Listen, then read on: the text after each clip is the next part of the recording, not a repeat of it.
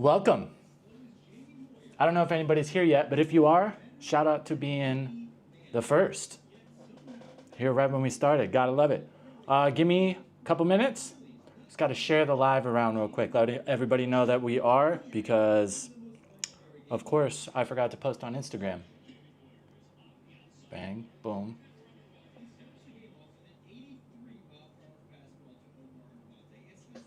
Nice.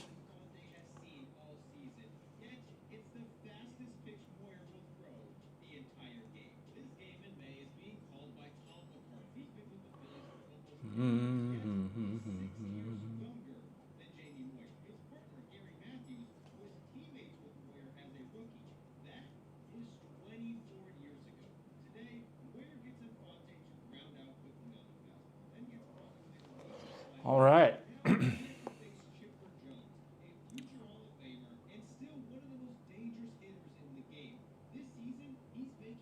What's happening? All right, we're doing a test. We are actually seeing that if not posting on Instagram that we will be live is a bad idea. So we're about to find out. It would be nice if YouTube actually did what it's supposed to do and send everybody a notification like right when we go live. I was talking to Keys One, Adam, and he said he got the notification at the end of the stream, like 3 hours later. So that's great.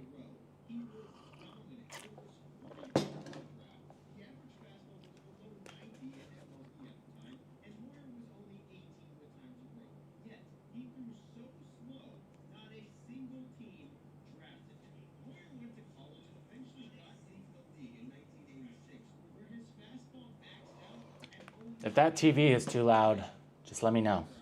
I can't just sit here in silence. It's so weird.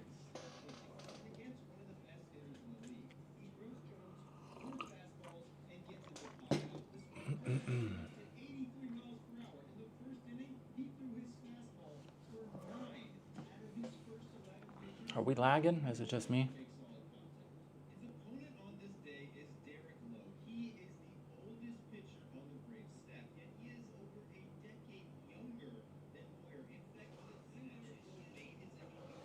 Lag check. Lag check. No?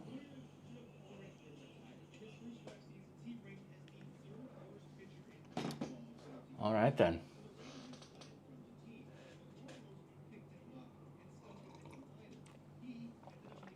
Worst coffee ever.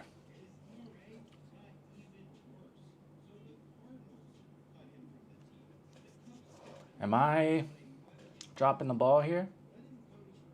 Gotta bust one more share.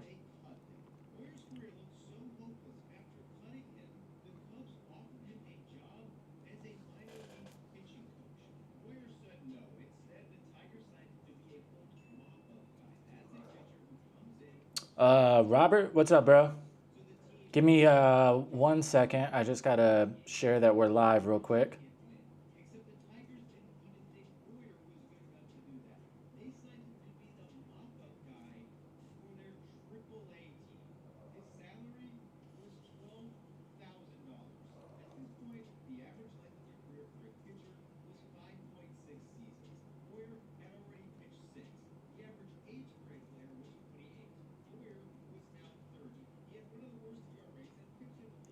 Boom. Whoop.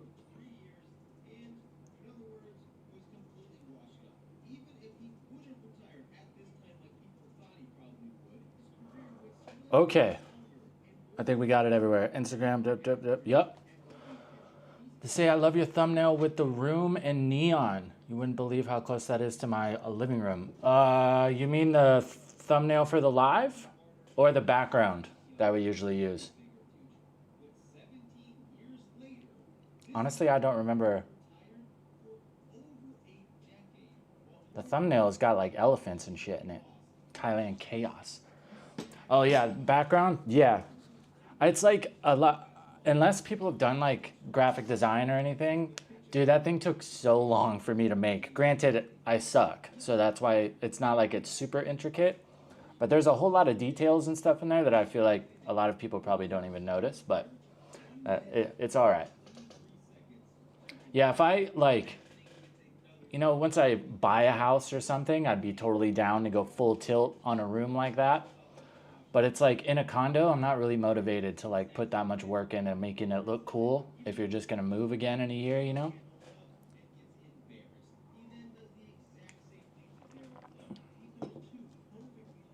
I definitely want like once I like either move into like a townhouse or something where I can have like a dedicated space for a studio.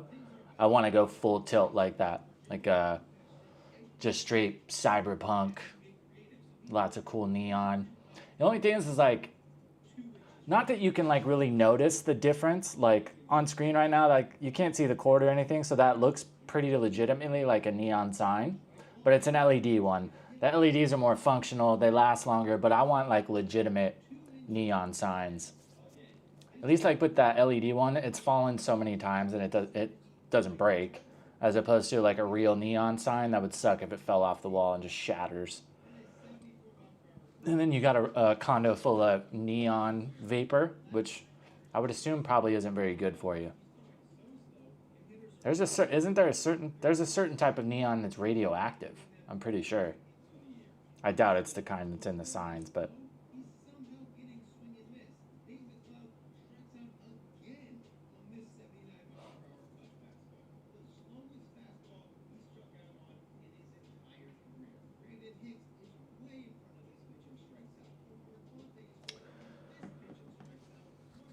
neon rope lights and Govee strip lights and several black lights and UV reactive tapestries. I used to have a bunch of super cool like UV posters.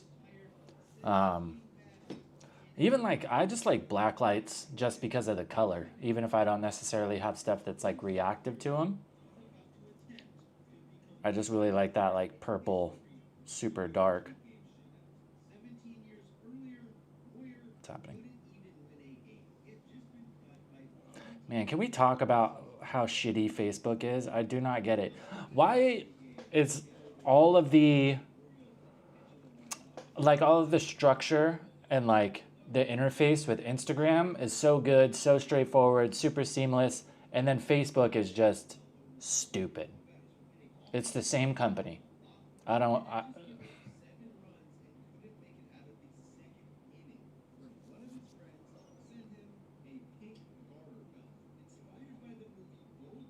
Okay. Well, so far, it's looking like not posting on Instagram that we're going to be live is a bad idea. Usually we've got at least a few people in here right off rip. Not that I don't appreciate your company, Robert.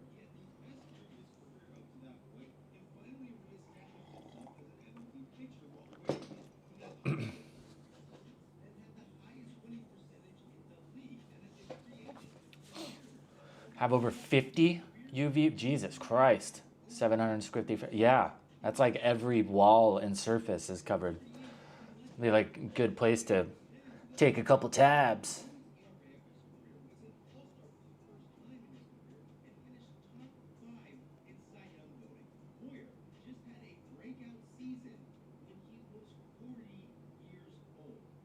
Man, I'll tell you guys, I cannot wait to hit the next level up on the channel and have the next level of income stream every month, so I can hire a social media manager. I can't wait till I can get to the point where I can just make content and then don't have to deal with all the scheduling and posting on the back end. That part I hate. I hate it. Remembering what days you're posting, it's just, I wish I could just make videos, edit videos, and then send them to somebody who's just, I'm like, all right, post every day at these times. If you're running out of content, let me know. I'll send you more. I wish, dude.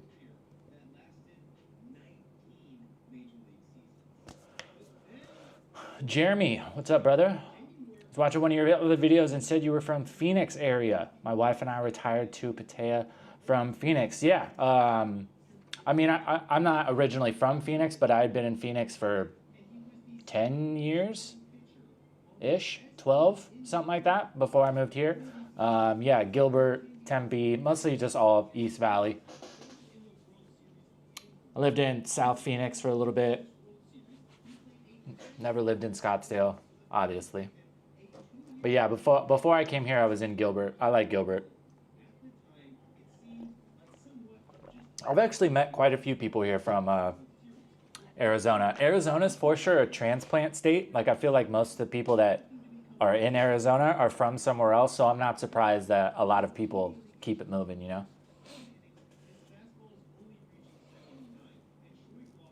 Chandler, nice. I worked at a bar in downtown Chandler for a while, 6 months or so. I like downtown Chandler. And Gilbert. I like both of them.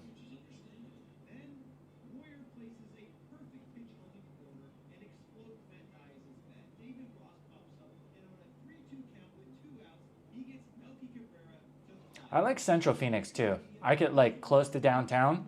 Like there's some really cool areas like right there on the light rail. There's a lot of cool condos. Just like maybe around like Thunderbird area, right? That's Thunderbird, I'm pretty sure. It's been a while.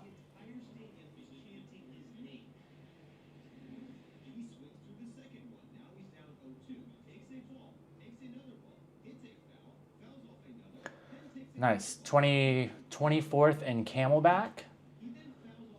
So that's 24th Street, right? Yeah, because avenues are the other side. Yeah. Avenues are west. Yeah. Streets are, yeah, 24th Street and Camelback. Yeah, that's a cool area. That's like what's that area called? Because I believe I used to live on 32nd and Camelback. Arcadia, that's what it is. Yeah. I lived on, I think it was 32nd and Camelback for a while. Or maybe not Camelback. Maybe whatever's one street down from Camelback. I don't remember.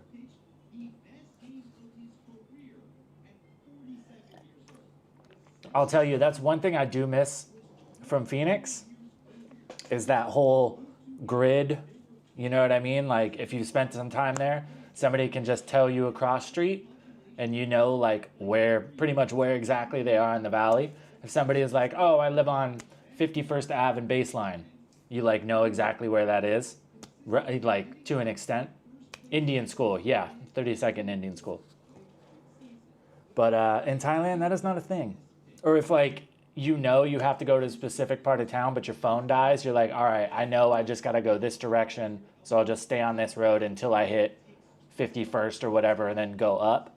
In Thailand, like, if you don't know where you're going, even if you know the street or the address, man, good luck.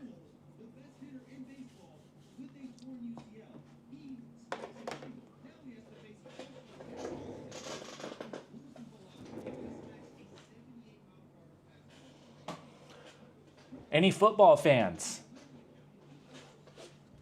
It's about that time. First week of NFL is here. College is already rolling. It's a great start to the football season for me because I'm an Ohio State fan and a Chargers fan, and both teams got big wins. Big wins. Ohio State made Arch Manning look like a bum, and then finally, Chargers go in and beat Patrick Mahomes. And we see all the Chiefs arguing and yelling at each other, infighting. We love to see it. Love to see it. If we can go in and beat the Broncos in that first game, we'll be able to see, too, after these first couple weeks, because everybody's talking Broncos are going to be the best. They got the best defense. We'll see. Personnel is only one part of it. I've got all the faith in Jim Harbaugh. Justin Herbert looked good. About time. Only thing with Justin Herbert now, though, is he's at that point where it's like Lamar Jackson. Everybody's like, all right, we know you're amazing. You're really good throughout the regular season. You're going to win 10-plus games, pretty much guaranteed. But what are you going to do in the playoffs? And Herbie has not been very good in the playoffs. Streets here are crazy. The naming conventions mess with my head. Yeah, I've kind of gotten it a bit better now. It's like a lot of the time there'll be a main street and then those side streets will be the same name as the main street, but with a soy. You know what I mean? So if there's like Sukhumvit and then a road comes off the side, that'll be like soy Sukhumvit 24. And then the next one will be soy Sukhumvit 25. So that can kind of help you out, but it's not always like that. But a lot of the time with the big main streets, it'll kind of be like that most of the time.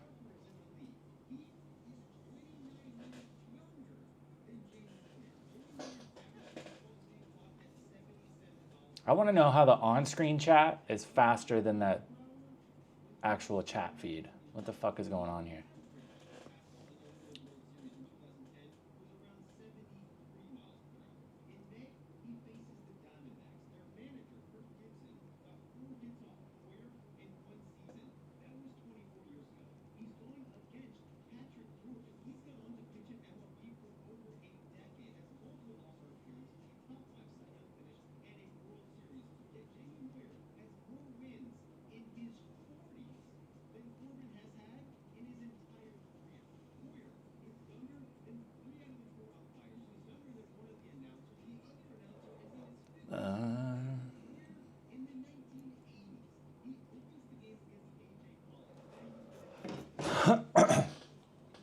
Man, I've been talking to some like video editors from the Philippines and a couple from Vietnam.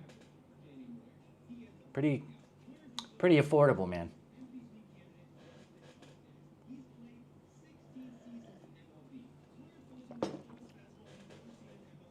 Think he's adopted? Who? What are we talking about? Who's adopted?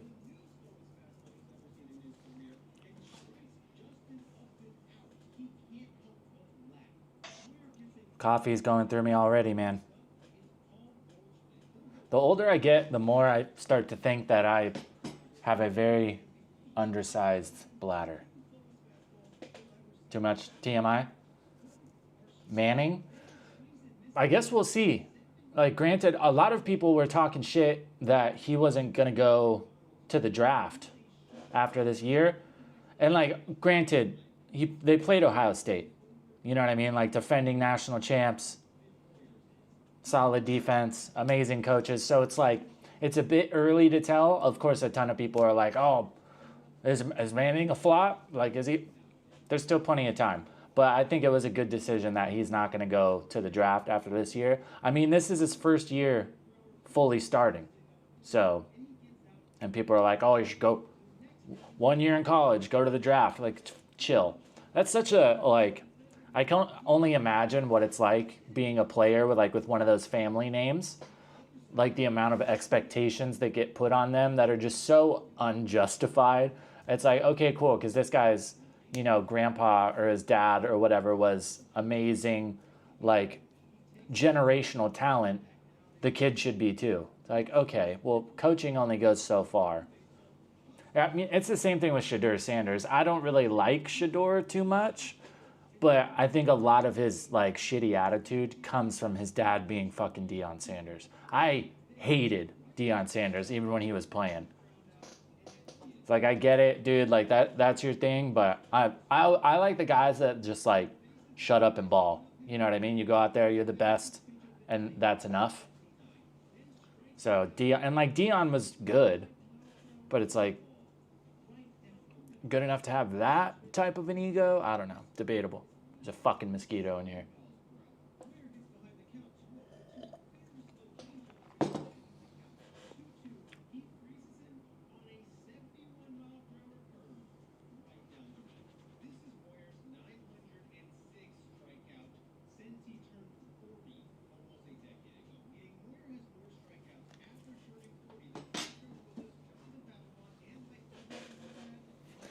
I'm from Indy in southern Indiana now. During Peyton's career, I was in Indy, very familiar with the man. I love Peyton Manning.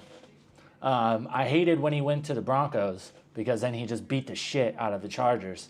But I always liked him. Definitely one of those people I was like, I'm just going to go out here. I'm going to be the best. I love that he beat Tom Brady. I've always been a Tom Brady hater. Not that I think he's bad or anything. It just, you know, I got sick of fucking seeing them every single year in the Super Bowl. Amazing. But the only thing that I liked about that, you know, Tom Brady like golden era was when he was playing with Gronk, because Gronk was from U of A. So he played ball for Arizona, so it was cool to see him go from a relatively, you know, meaningless football school and go and like have a badass career. Being from Indy, you can imagine. Yeah, I think a lot of people are not Brady fans. I'm a much bigger fan of his now that he's like out of the football sphere and like he's doing all his own YouTube and all that stuff, and you can kind of get a better read on who he is as a person. And I mean, gotta have respect for the guy. But same thing with Peyton. Peyton's YouTube channel is fucking awesome. I love watching that. He just did a video a couple days ago with Pat McAfee, where Pat was like trying to teach him how to punt. It was hilarious. Peyton was fucking terrible. Go figure. Punting's hard, man. A lot of people think it's easy. I think kicking is harder than punting, but punting well is hard. I was always one of those guys that's like, I could get good hang time, but if I got good hang time, it would go straight up. If no hang time, it would just be a fucking laser beam, and they're going to run it back.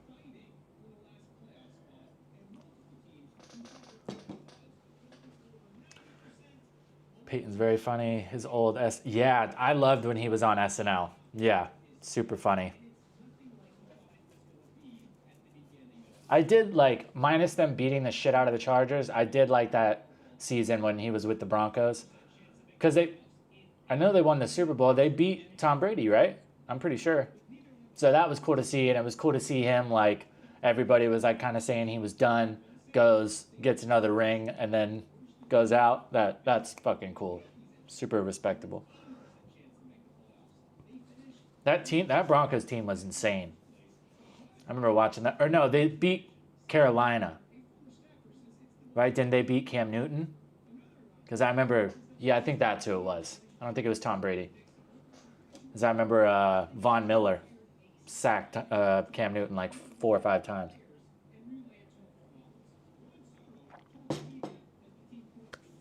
I'm excited for this year, man. There's a lot of teams that I think are going to do pretty well that minus the Chargers, there's a lot of other teams that I follow just because I like specific players. I think Tampa Bay is going to do good this year, and that's awesome because I like Baker Mayfield. Who else? I follow Baltimore even though they're AFC just because watching Lamar Jackson play football is fucking crazy. I mean, there's not a lot of people that I'm super. I like the Eagles, Cooper DeJean. But if I had to pick, fucking Chargers, man. I think they're going to be good this year, dude. I think they had the best defense in the league last year. Brought a lot of people back. Was really worried about the offensive line, but they looked pretty good against Kansas City. Granted, Kansas City's defensive line isn't super elite, but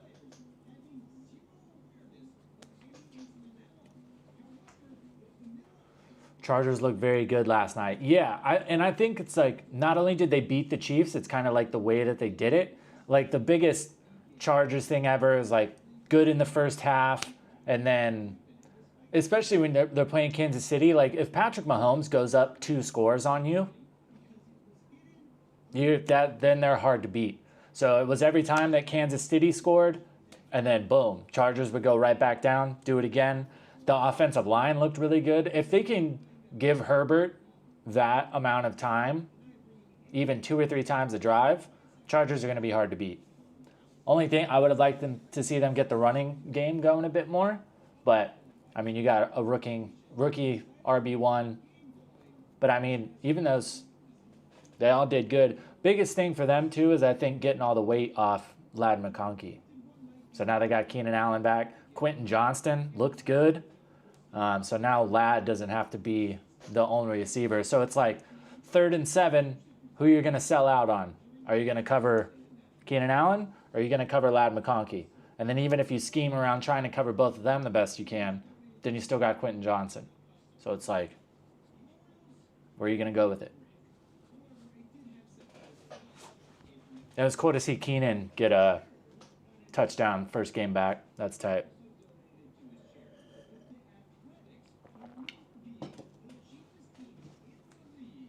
I remember what was it? Probably still with Phillip Rivers, so maybe like 2016, 2017 when Keenan went up and caught that touchdown and came down and like it was something crazy. I think he like lacerated his spleen or something.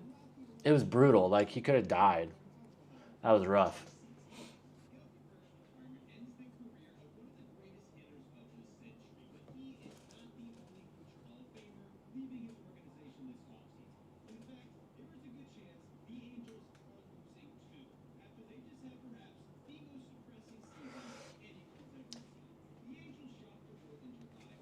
I'm going to use the restroom real quick, guys. I will be right back.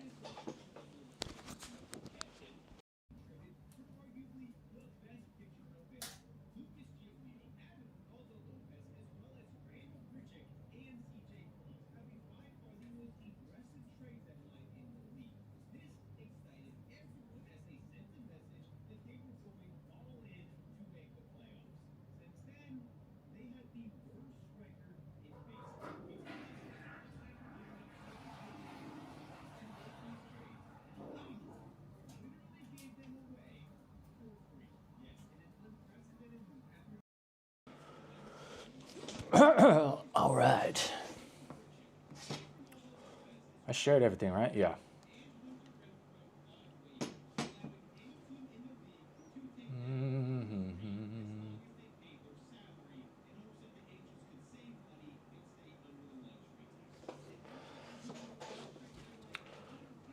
Everybody sleeping already or what? What's going on? Usually we got at least 5 or 6 people in here by this point.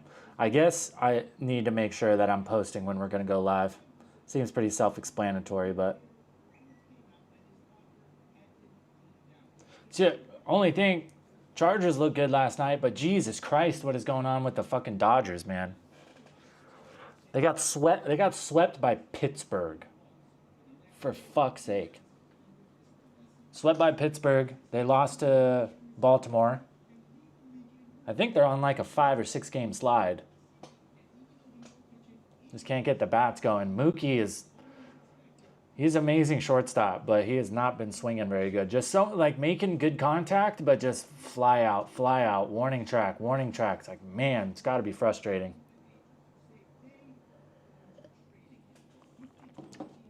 It's always how it goes, though. There's never, when it comes to California teams, especially Los Angeles, only one of them are good at a time. You know what I mean? It's like, only way we can have the Chargers do really good with football is if the Dodgers fall off. You know what I mean? Lakers are going to suck forever, I think. What? I haven't kept up with NBA in a long time.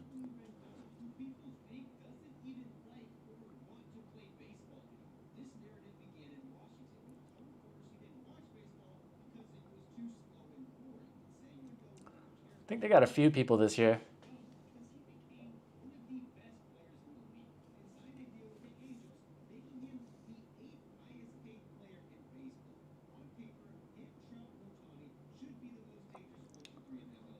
What the fuck? Just messing with you. What about the Chargers looking good? You fucking with me? They did, though.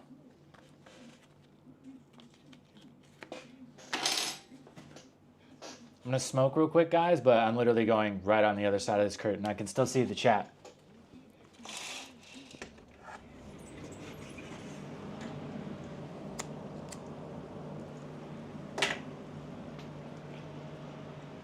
Unless you said something that automatically got moderated. Jimmy, I saw your post about Mano's cheesesteak. What did you have there? The traditional cheesesteak? I've been there a few times. The traditional is fire. Last time I think I got a burger. I'm pretty sure. Everything I've gotten from there is great. I don't think you can really miss. The owner's an American guy. Super cool. Staff's nice. It's relatively expensive, but it's fair for what it is. You know how it is with beef here. It's always more expensive.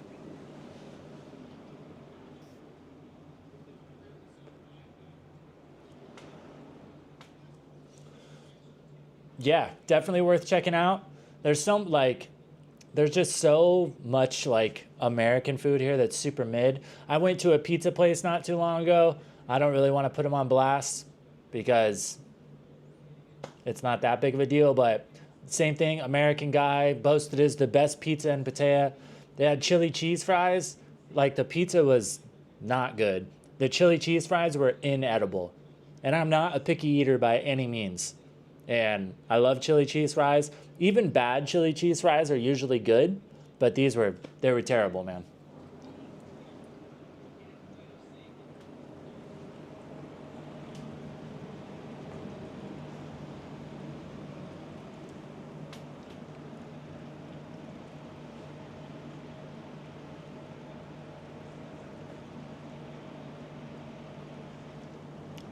Especially with pizza now. I feel like when I first got to Thailand, like everywhere I got pizza was good. And now it's like, I feel like the last 3 or 4 times I've gotten it has been super disappointing.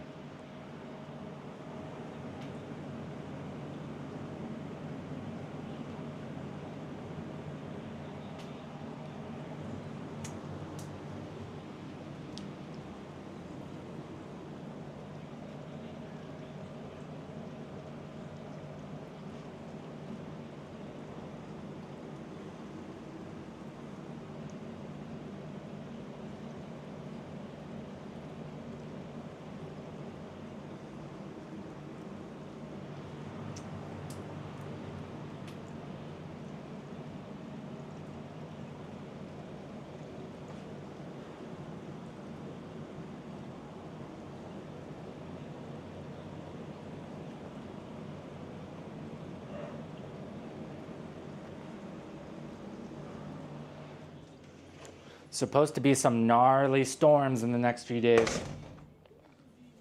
I think it's everything blowing in from that hurricane. Pretty sure. Had some really good pizza in Pratumnak, but I can't recall the name. Probably Dom's. Dom's is in Pratumnak. It's good. It's expensive, but it's good.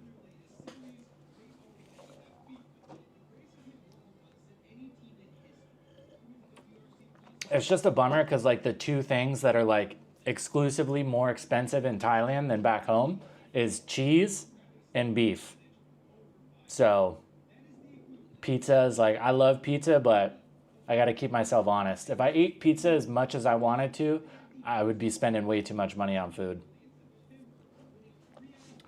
Yeah, Dom's is good, and they don't have like a bunch of some. I go to some pizza places, and they have so many like styles of pizza that are just not very good, or that I don't. They're just weird. You know what I mean? But Dom's is like I've tried a bunch of different ones.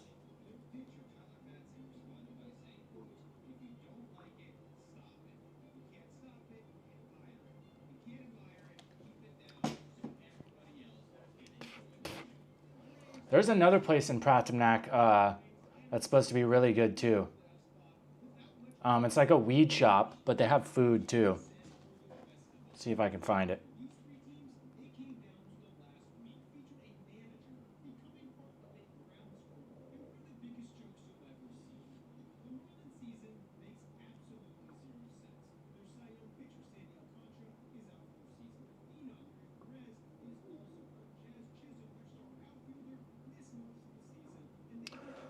I want to say it's called Munchies. I don't think that's right though. Let's see. Munchbox? No, that's not it. Oh, maybe this is it.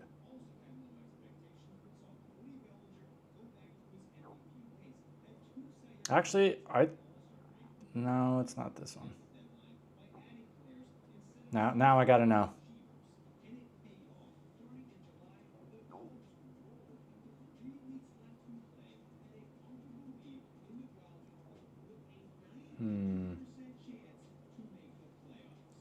Let's do this.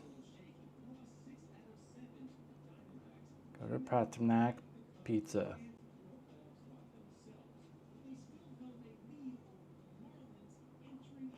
There's Dom. Bossy Cafe. Time.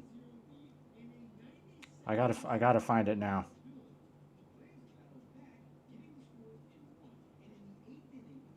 There's so many places here that sell pizza, but they don't like list it on their Google.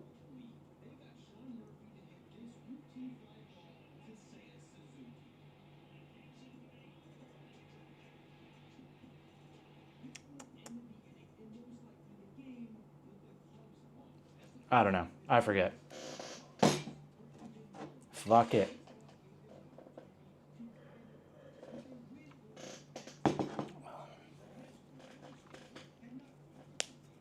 Now I want pizza. Now I'm thinking about it. God damn it.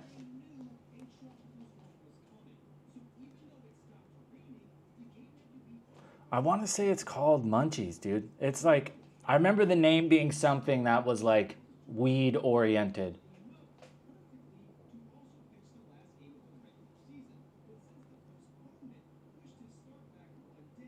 Let's see.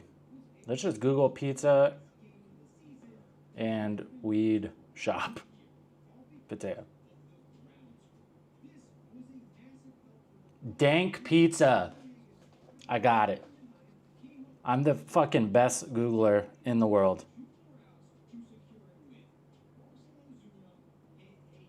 Dank pizza. Yup, it's in Pratamac. I have yet to go, but a bunch of people have said it's really good. It's just like a little bar. They got tacos? What the hell? I've been told that the pizza's really good. It looks pretty fairly priced too.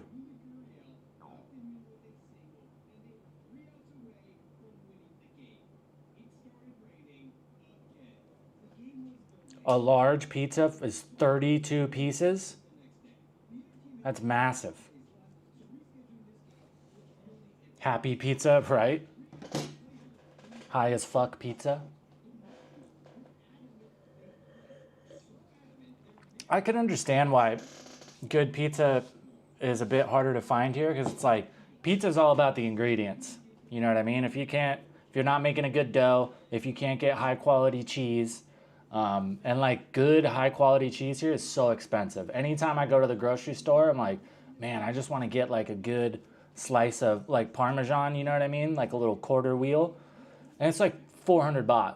It's like, you know, $12 for just a little slice of good Parmesan. I'm like, damn.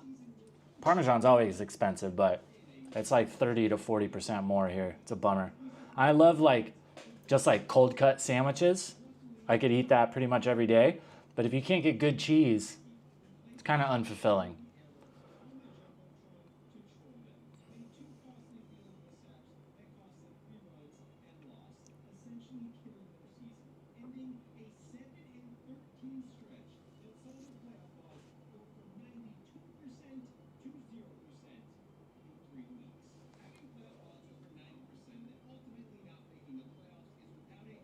Sorry, give me a second. My grandma texted me.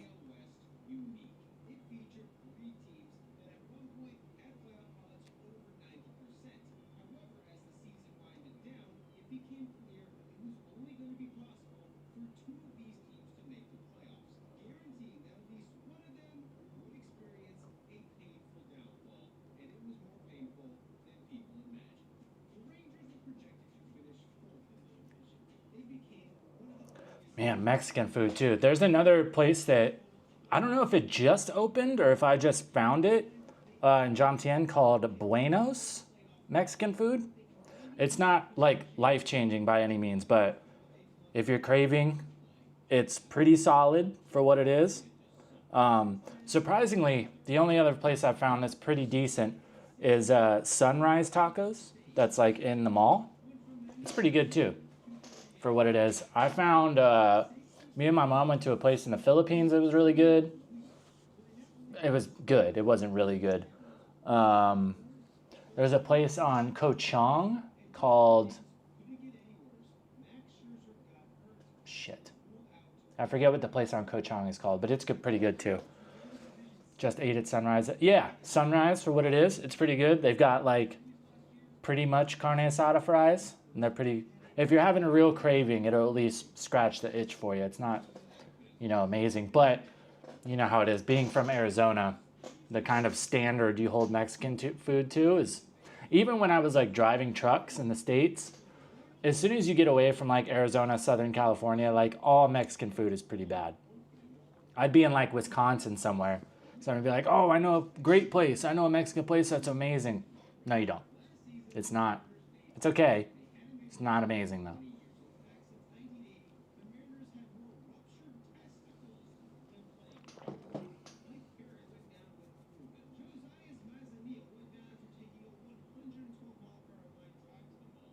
Jesus.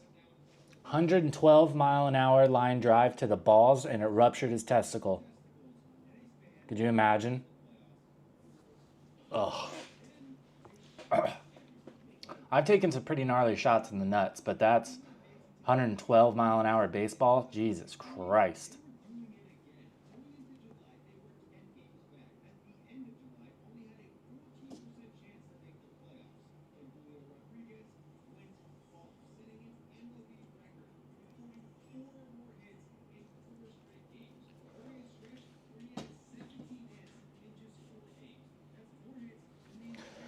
Western U.S. Mexicans different than Eastern U.S. Mexican food. Much more green sauce west, more red sauce east. Yeah, true. I like green and red. The only place that'll kind of, because in the West, like red is usually spicier, green's usually pretty chill, unless you go to New Mexico. Like anything green chili in New Mexico is gonna be hot.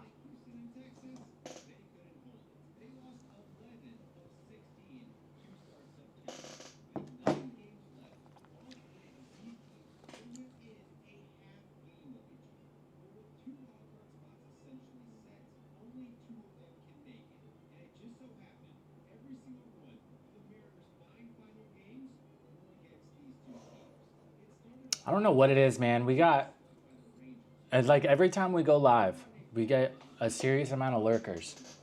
Don't be scared. If you're watching, just hop in the chat. We're all friendly here, for the most part.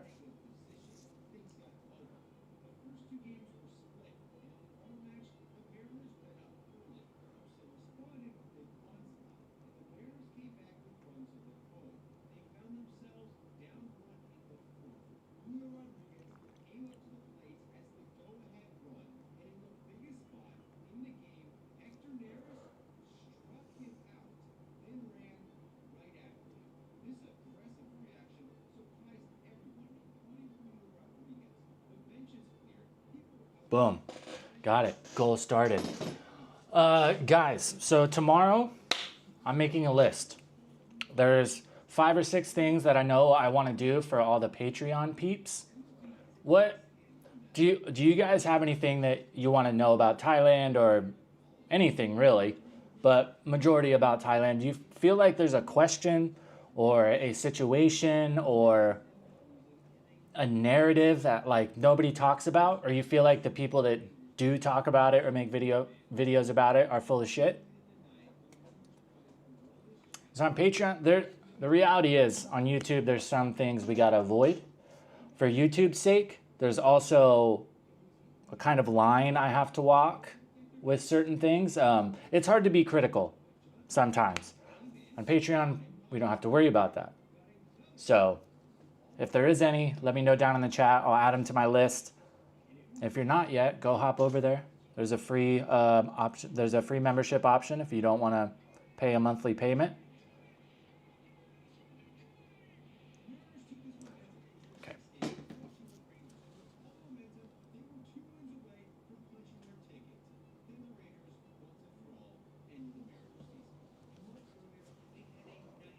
Let's check. We'll see if this lags the stream out, probably.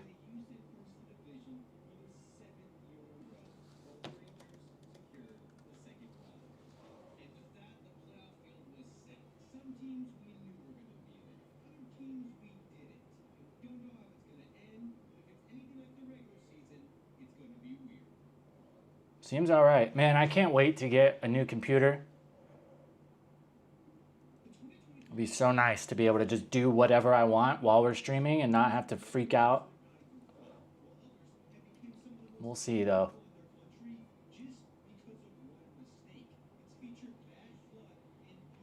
Whales and dolphins win protection in Thai seas crackdown. Cabinet has approved the addition of 3 marine mammals to Thailand's list of protected wildlife species, aiming to strengthen efforts to safeguard ocean biodiversity. A draft ministerial regulation endorsed on Thursday, September 4th, designates humpback whales, bride's whales, and Risso's dolphins as protected animals. Awesome. That's awesome. I know turtles are already protected here, which is pretty cool. It would be nice to see if Thailand started to do some more about that. Some more fishing regulations would be pretty sweet. Gulf of Thailand is really overfished.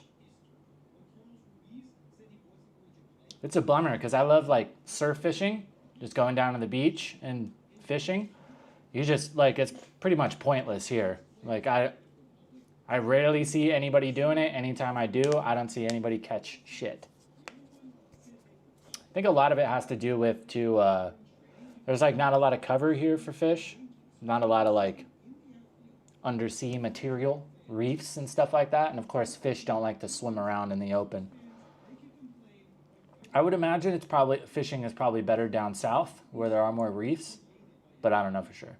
Just don't see a lot of people fishing.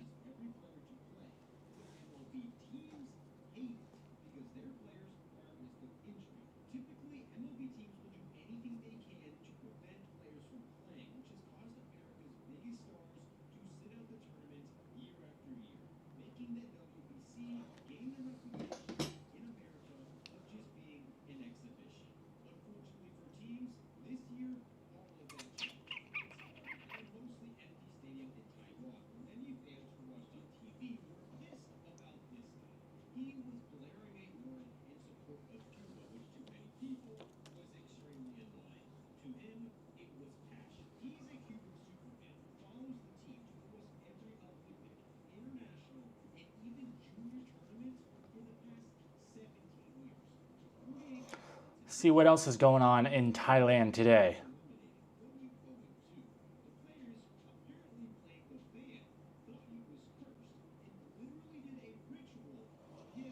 Matilda, what up? Just chilling. A little bit slow tonight. I forgot to tell everybody on Instagram that we were going live today, but, you know, still just making it happen. I'm just perusing headlines, see if there's any wild stories we need to cover in tomorrow's video.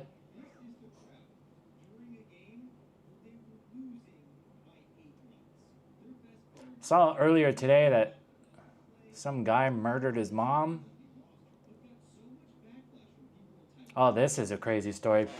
Phetchaburi cop kills egg-selling couple in Price Row tragedy. Police officer fatally shot a couple at a local market in Phetchaburi before taking his own life. That's fucked.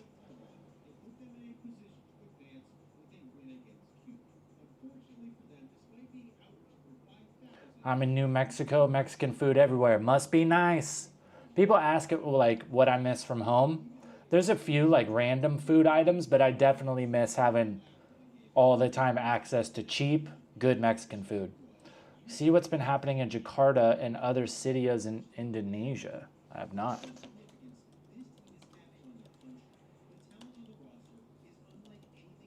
Oh, I forgot how to spell.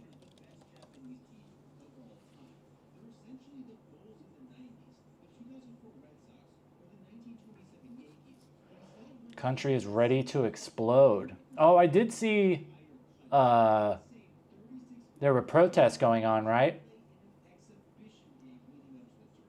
Yeah, here we go. Fiery protests are sweeping Indonesia. Here's what to know.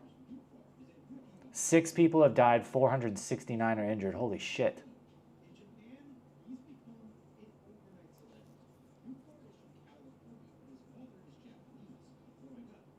Set fire to regional parliament buildings, police headquarters, looted and burned vehicles.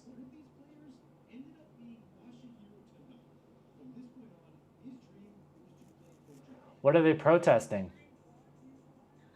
Oh, here we go.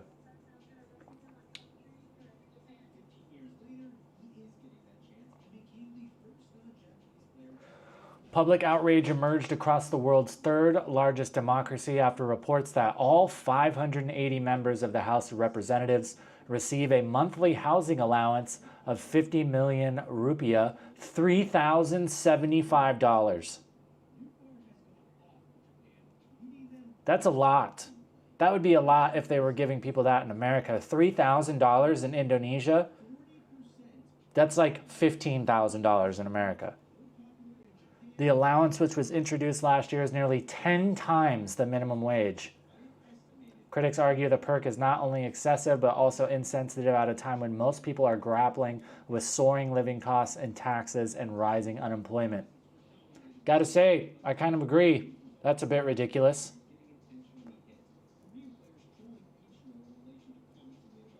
Protests grew wider and more violent following the death of 21-year-old ride-hailing driver Afan Kurniawan. Video on social media apparently showing his death during a rally in Jakarta on Thursday shocked the nation and spurred an outcry against security forces.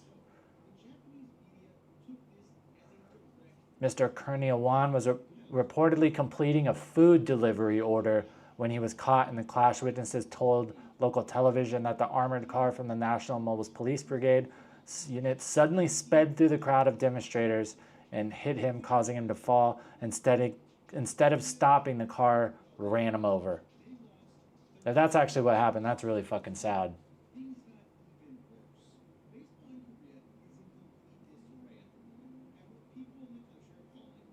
That's wild, man. If that's, yeah, I could see why people would be upset. $3,000, and they get a salary on top of that. That's just their housing allowance. So they also get a salary on top of that.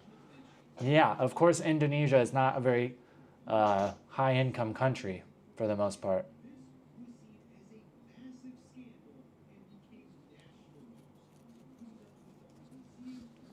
Green chili roasting is the best smell ever. Oh, yeah, dude. That used to be the best when you're going to the grocery store and they just got the big-ass, the metal, like, barrel thing. Yeah, there's nothing like fresh grilled green chilies, man. I'll put it in my fucking cereal. I'll eat that stuff with anything.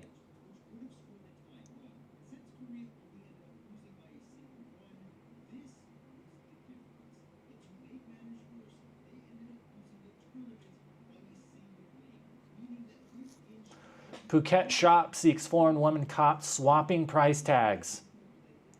Clothes shop owner in Phuket's offering a reward of 6,000 baht to anyone with information about a foreign woman who secretly swapped a price tag in order to pay less for an item. How are you going to do that in fucking Thailand? Everything's already so fucking cheap. Some people are ridiculous. Some white lady. She's probably Russian. Just a guess. Back in 1998, during the financial crisis, they had the big riots there. So many died. The areas I used to live in North Jakarta was sealed off by the Marines. What the fuck?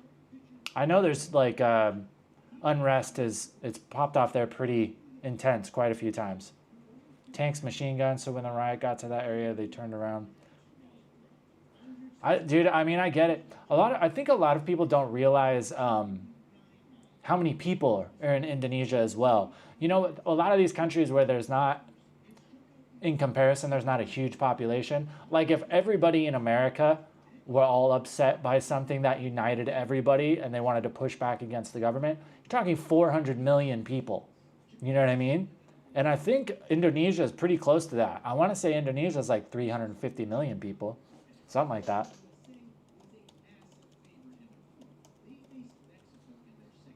$283 still. That's a lot of pissed off people. French man stabs himself with scissors at Hot Yamark. Jesus Christ. I guess we're going to have plenty of stories for tomorrow.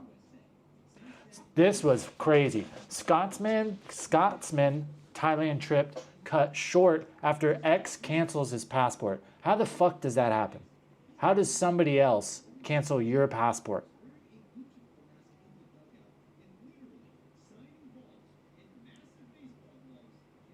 He got deported and everything.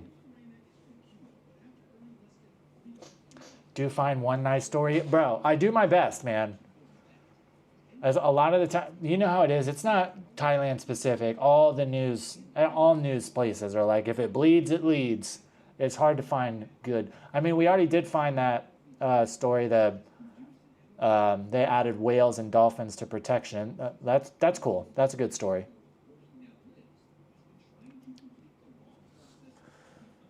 The Thailand Air Force just bought a bunch of new planes from the States too.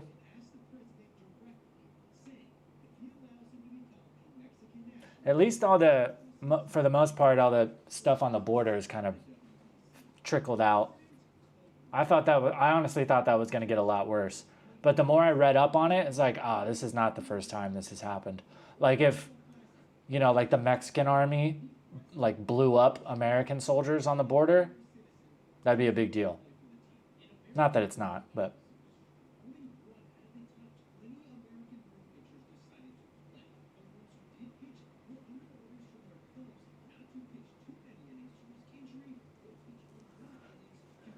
What gets me is so much cool shit happening in the world, but the nightly news always wants to report violence and death. You know, a really good way to make sure you're getting some stories about positive, cool things to be excited about is following a lot of like tech industry type stuff, or even in medical.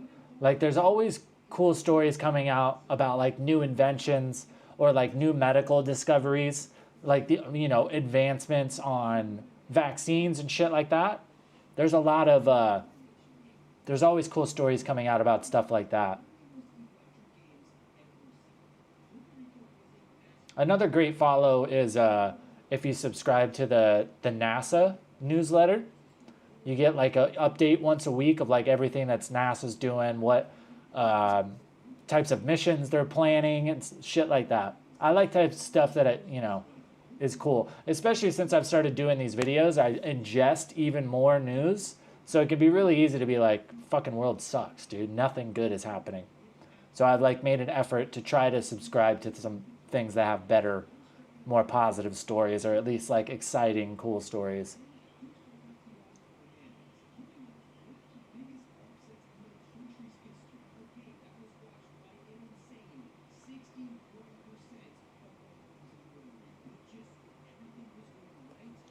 Philippines, also some riots, ruling classes swiping flood money.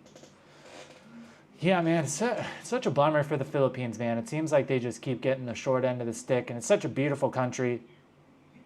Awesome people, friendly, super rich heritage, and it just seems like every time I turn around, there's just like some government dude doing a bunch of shady shit. It's a bummer. You know how it is, though. Places like that, there's always somebody that's like looking to capitalize or take advantage.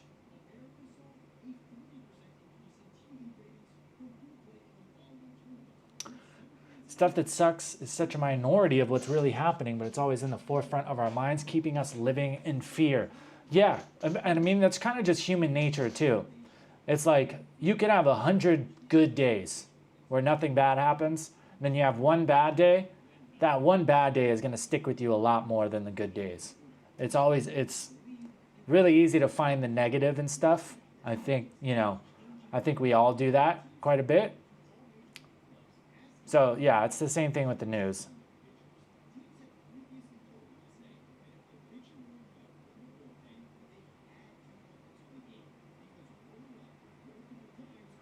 Damn, it's pouring outside.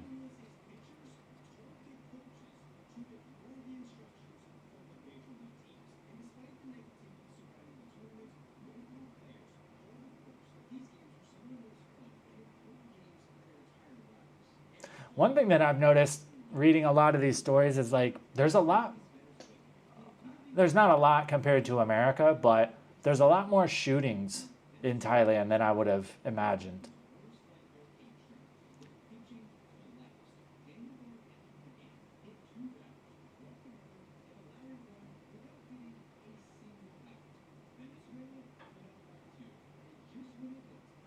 Crane collapse on Ramatu Road injures 3.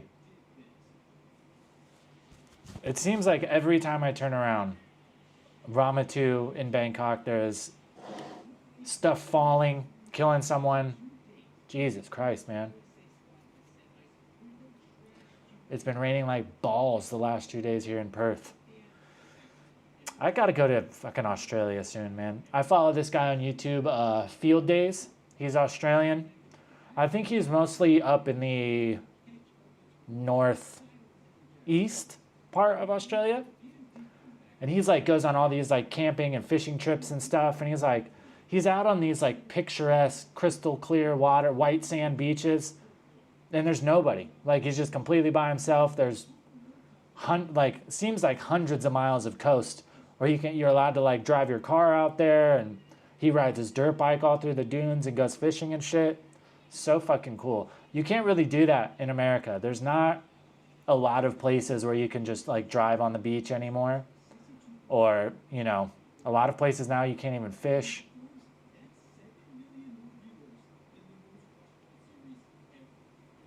Rain here in southern Indiana was off the hook this spring and early summer. Never seen so much rain here. We get some pretty decent rainstorms in Arizona, but I never like, I remember the first like few like real Midwest thunderstorms I experienced. I was like, holy shit. It's like completely sideways rain, lightning every like 2 seconds.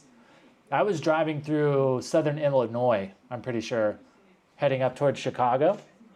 And it was like, it wasn't super late, but it was like 8 or 10, and I hit this storm, and the place I wanted to stop was like another 50 miles further. So I just powered through it. I could only drive like 20 miles an hour. I couldn't see shit. Finally got through it, and then I was reading the news the next morning, and there was a huge tornado warning. I drove right through the middle of it. I don't think there ended up being a tornado, but yeah, my dumb ass in a fucking big ass semi just drove right through the middle of it.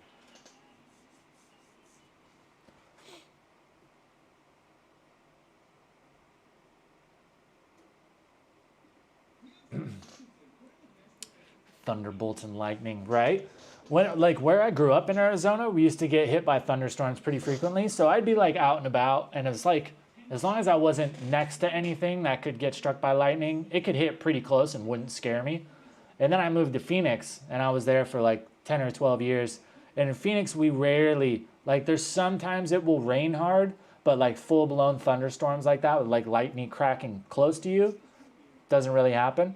So I remember the first time it had happened again, and I actually like jumped. Like, God damn it.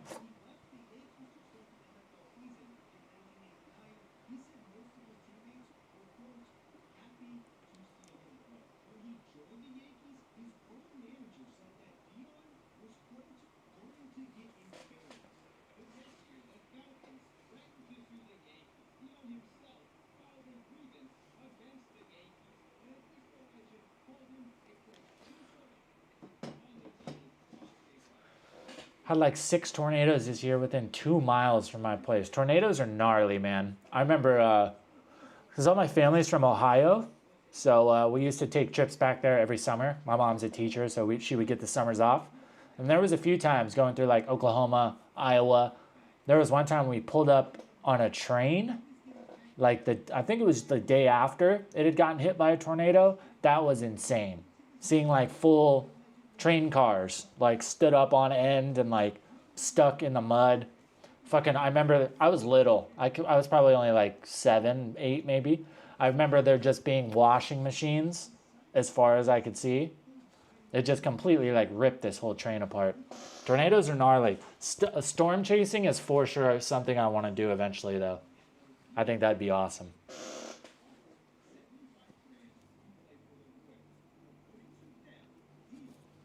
Sometimes here in the summer we get real thunderstorms. Can hear the thunder rolling from ages away. Yeah, we get some decent ones in Arizona. The rain in Arizona is so nice though, because there's a bunch of like red clay everywhere. So when it rains, it smells so fucking good. Like you can usually smell the rain long before you can see the clouds.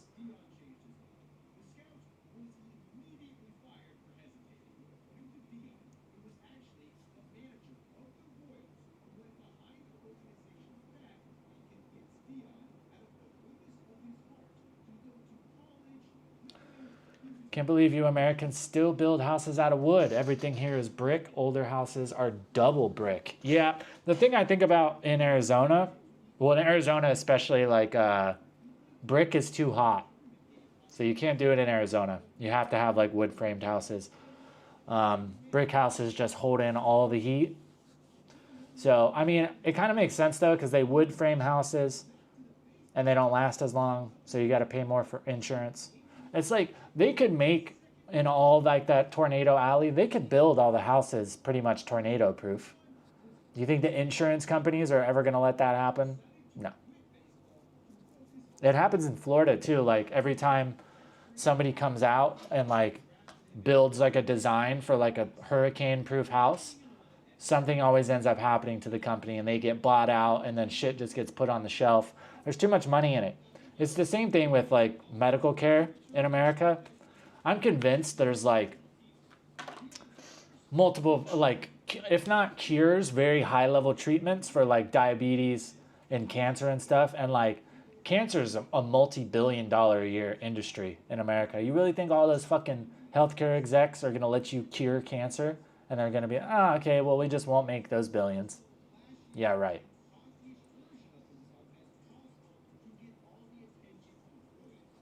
If I was living in Tornado Alley, my house would be concrete walls. The thing about it is, too, though, is like, I get it. And if you've never been there, it could seem like, oh, well, Tornado Alley is like this really small area where it's just, you know, the chances of you getting hit by a tornado are really good. But even with how many tornadoes there are, the chances of one hitting your house are still relatively small.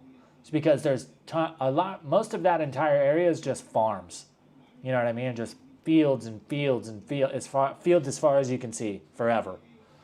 So most tornadoes touch down in those fields. They go across the field for 20, 30 minutes, then they pick up and everything's fine. But every once in a while, there's one that like hits a town or something and it's really bad. But it is rare. And I feel like the news and stuff, or like videos, they always make it seem like a tornado touchdown and then it's like down for hours and just like runs across the entire state. Most of them they're not down very long, like 30 minutes or less. So you have to get really unlucky for it to hit your house or your town.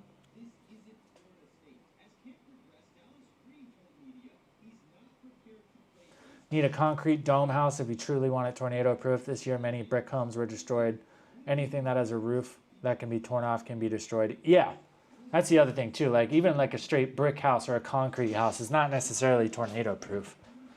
Like some of the videos and stuff, it's insane. Like when you see the aftermath, you're talking like tree branches stuck through like brick walls.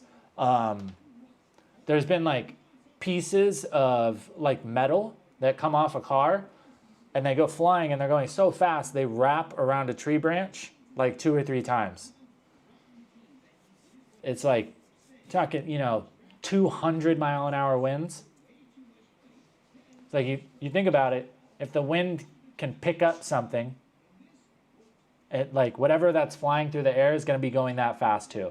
So you think about a huge fucking tree or a tree branch flying through the air 200 miles an hour, even if your house is brick, if a car comes flying into the side of it or a full-blown fucking tree, it's not going to happen. That's why like tornado shelters are a thing.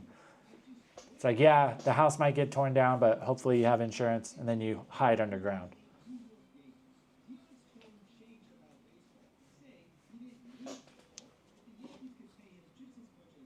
The only thing that kind of blows my mind about like the really tornado heavy parts is like, from what I understand, like tornado shelters aren't like a requirement. You would think that it's like there'd be some type of law for it's like, okay, for every X amount of people in X area, there needs to be this many tornado shelters.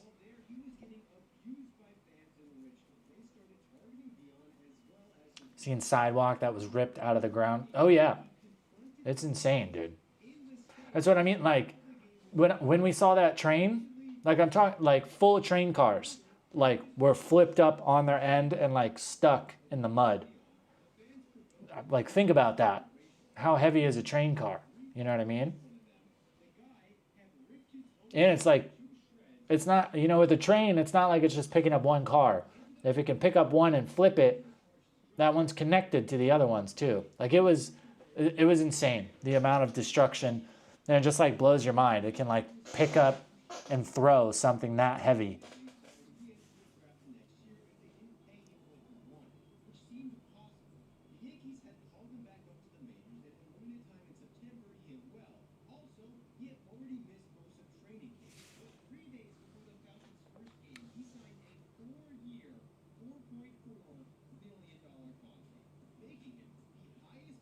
Yeah, I've seen like videos too of like fence posts like stuck through the sides of buildings, like brick buildings, and there'll be a piece of wood stuck into it. That's moving.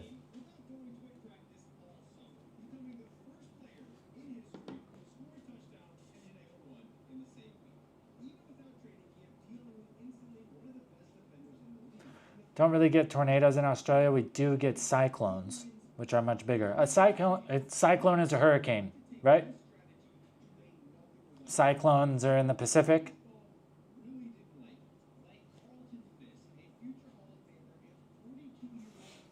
Yeah, like, yeah, 'cause we get hurricanes in America too. I don't like minus volcanoes. I mean, even that Mount St. Helens. Are there any?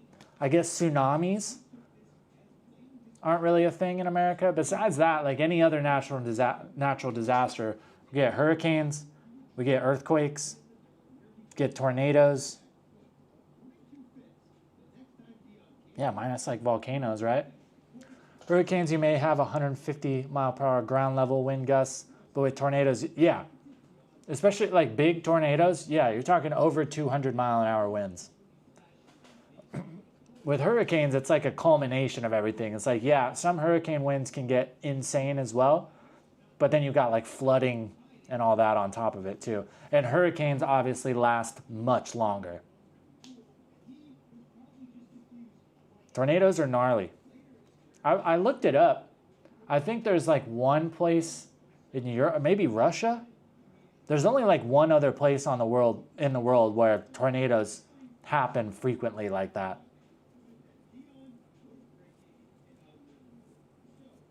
Get almost no earthquakes here because Australia sits in the middle of the yeah, like you're not. California is right on the edge of the Pacific plate, so California gets a lot of earthquakes. Yeah, there's been some shitty there's Mount St. Helens. There's a few. I think Oregon and Washington. I think there's a few of them. Hawaii, but I guess that doesn't necessarily count.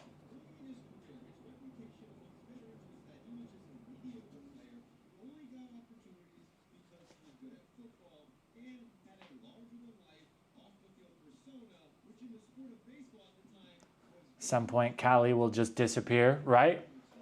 They're talking about that's like definitely a real thing.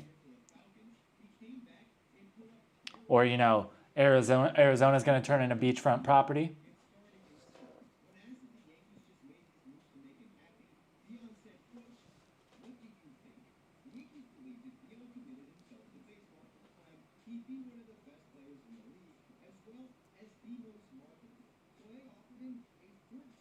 It's kind of crazy thinking that like tsunamis really haven't been a thing in America. I'm sure there's a scientific explanation why. You know, another one that's kind of wild is like, from my understanding, I don't think Hawaii's ever been hit by like a substantial tsunami. And with that whole Pacific ring going all the way around Hawaii, and like Hawaii, there's not a lot in like breaking up. You know, Hawaii for the most part is just open ocean in every direction. There's other islands and stuff, but nothing substantial. So you would think some earthquake would happen somewhere and it would cause a tsunami. I guess it is really far away from where those earthquakes happen, though.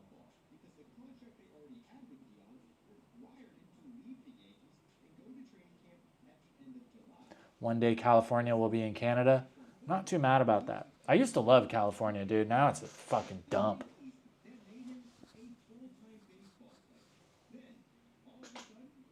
We did get one earthquake here in my state.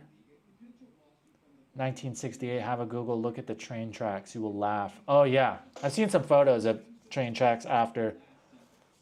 I saw a video not too long ago. I forget where it was from, but somebody got a video of being like right on the fault, like where the ground shifts, because it's not like an earthquake isn't like the ground shaking necessarily. It's two pieces of land shifting. So on the edge of that, literally the land will go in two different directions, and somebody got a video of it. And I figured it would be like, oh yeah, like minuscule, like maybe a couple feet. No, like there was a fence going right through the middle of it. And by the end, the fence was like this. Like the land slid along each other so far, like almost 90 degrees. It was fucking crazy. I gotta pee, I'll be right back.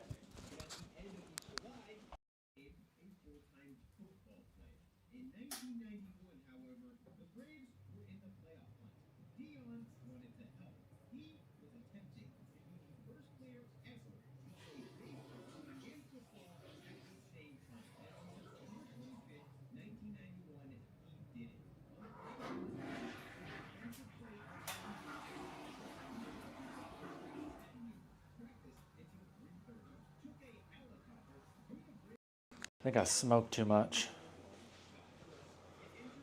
I think my mic is dying, but we'll be all right.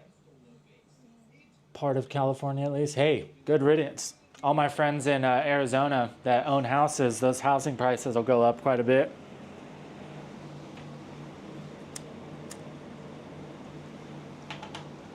All my friends, as if tons of them own houses. I think I have one friend who actually owns his house.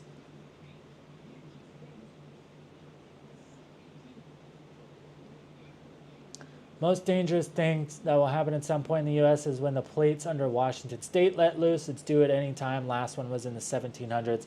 What about, isn't Yellowstone too? Yellowstone's like a big, like volcanic area too.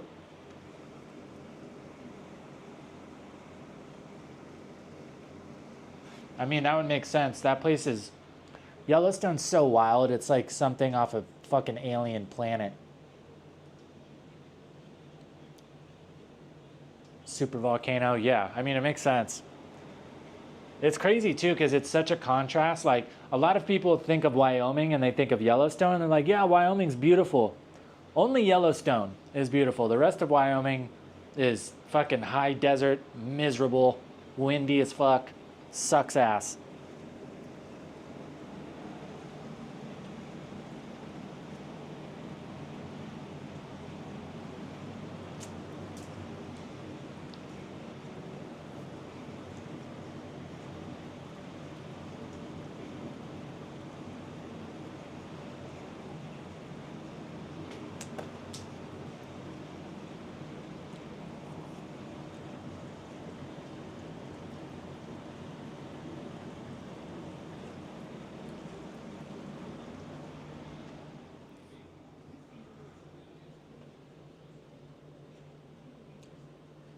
Cold and lots of snow. Yeah, that's an understatement, man. Like southern Wyoming in like dead of winter, it looks like fucking Hoth from Star Wars. It's insane. So miserable, so cold, so fucking windy.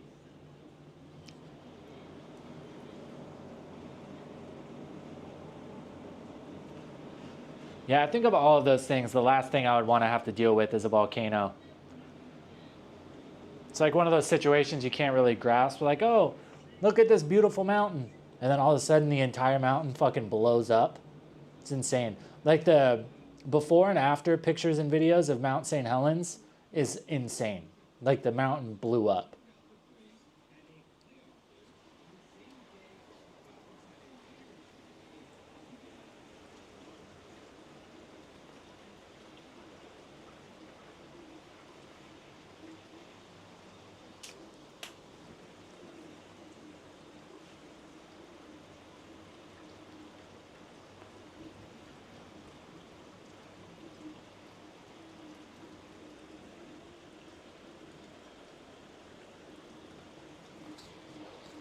There is a shitload of lightning out here. It's like every 5 seconds in every direction.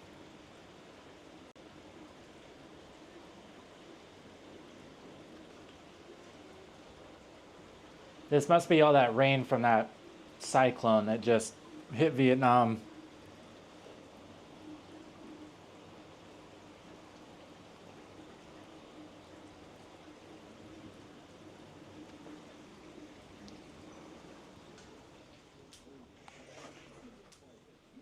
It's crazy to think that we're like thousands of kilometers from the Pacific and there can still be rain. Yellowstone has a super volcano. Old famous Team Venting, if that ever gets blocked, you can kiss that entire state and every state around it. Yeah, I've watched videos on like the simulation of what would happen. It's insane. Isn't even the coolest geyser at Yellowstone. It's just the most famous because it erupts on a specific timeline. Yeah, all the other ones are pretty just random. But there's all kinds of, I think a lot of people think like Old Faithful is just one geyser, but they're all over Yellowstone. There's all kinds of different areas.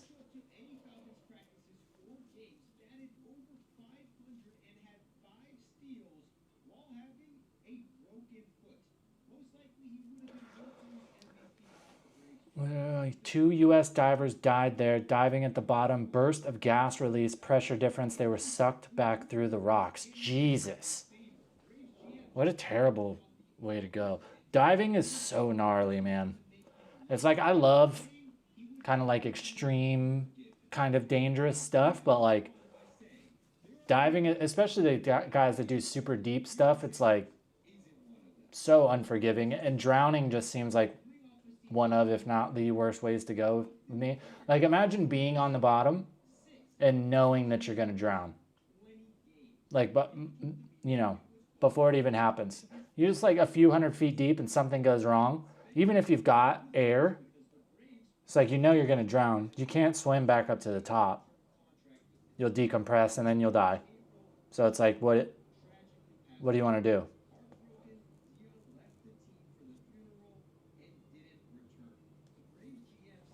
Mount Coolidge went boom some years ago. No more Mount. Yeah, I saw there was the one, I don't know if it's the same one or not, but it was like a tourist spot, but it was an active volcano. And then I remember a video of a boat was out there, and they were pretty far. They were a few miles away. And literally just the entire side of the mountain just completely blew out, and it killed a bunch of people. I want to say it was that one.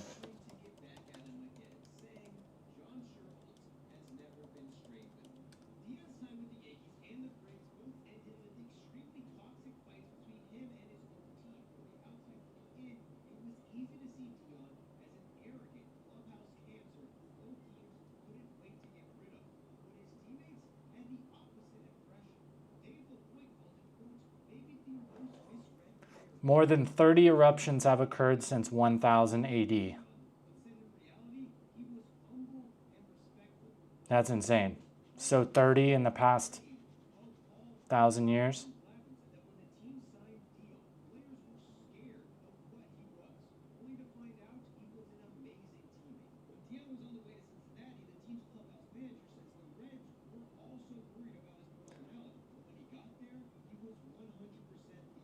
Stones and ashes ended up 310 miles away from the last Mount Coolidge eruption.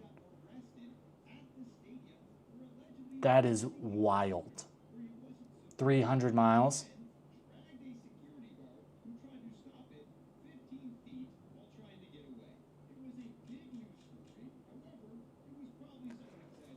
Total ejectus estimated at 120 million to 160 million cubic meters of shit that went flying. That's insane.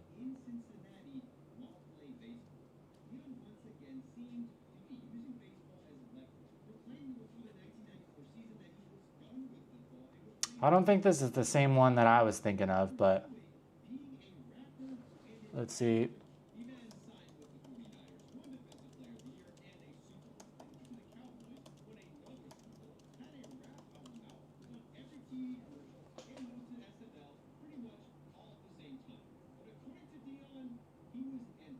Oh, the one I'm thinking of was in New Zealand. White Island? Yeah, This is the one. Because it's literally, it's an island, but it's the top of a volcano. December 9th, 2019, killing 22 tourists and local guides and injuring 25 others.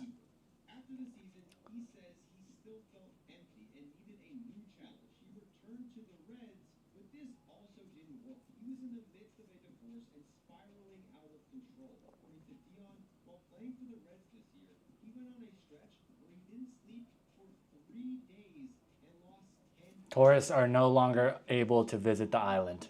That makes sense. So many volcanoes. Yeah, New Zealand, Indo, that whole area right there, there's a shitload of them. I mean, that's why those islands are there for the most part.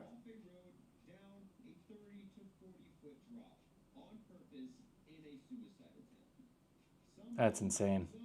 Could you imagine being on an island and then the island just explodes?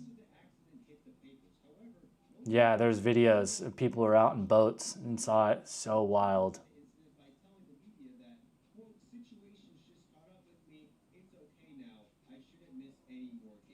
Yeah, it just blew out the entire side of the fucking mountain. That's so insane. I feel like it's like one of those things you can't grasp. Like photos and videos don't do it justice how massive of an explosion that is.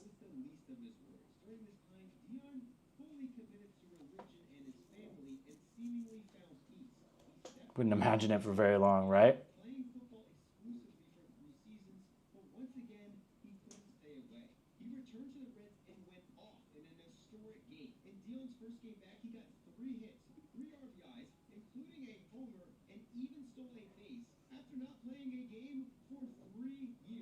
I remember even when I was in Hawaii and we were on the Big Island and we went up to the top of one of the volcanoes, I was like, this is sus, man.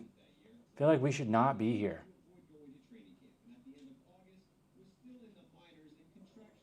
Yeah, the pictures after this exploded are insane. The entire side of the island is gone.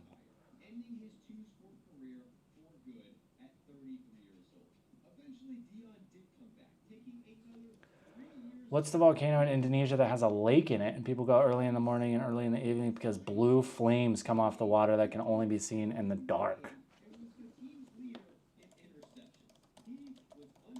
Let's see. Whoa, this is crazy.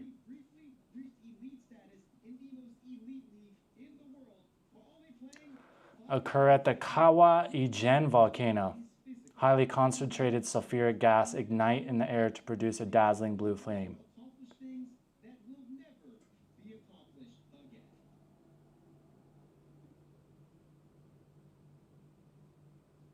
That's insane. Yeah, Kawa Ijen. That's also in East Java. It is crazy looking.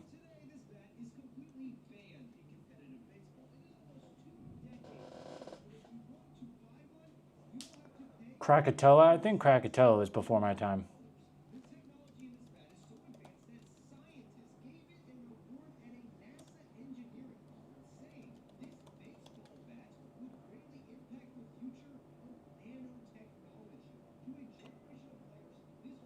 Yeah, it was 1883.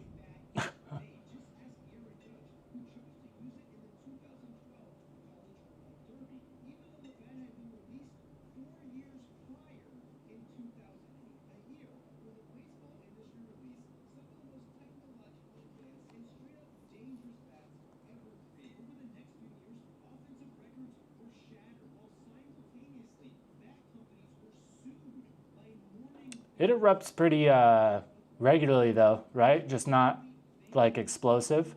Because like the one volcano on the Big Island in Hawaii too, like it's been erupting for like, I think it's been over like 100 years, but it's not like explosive.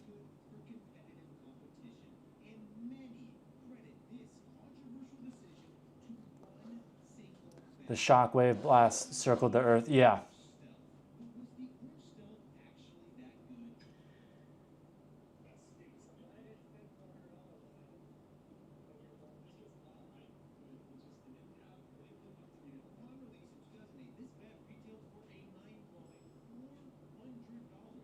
Yeah, that was another one where the mountain's just gone.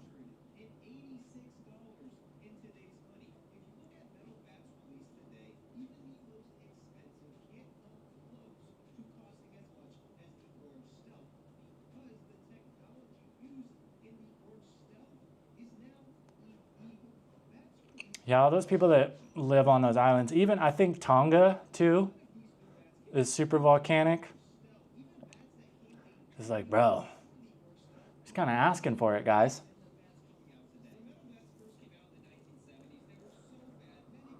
Brody, Michael Differ, hello, what's going on, bro? We're bullshitting about volcanoes. I don't know how we got on this tangent, but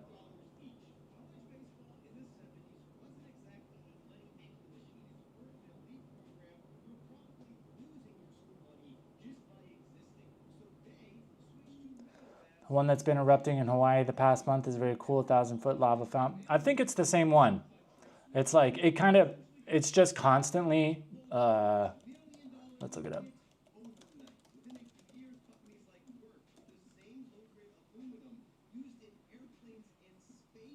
Kilauea, that's what it is. It's been erupting, from what I understand, for a long time. Every once in a while, though, it gets bigger. Yeah, it's a shield volcano. That's why it's not as violent, from what I understand.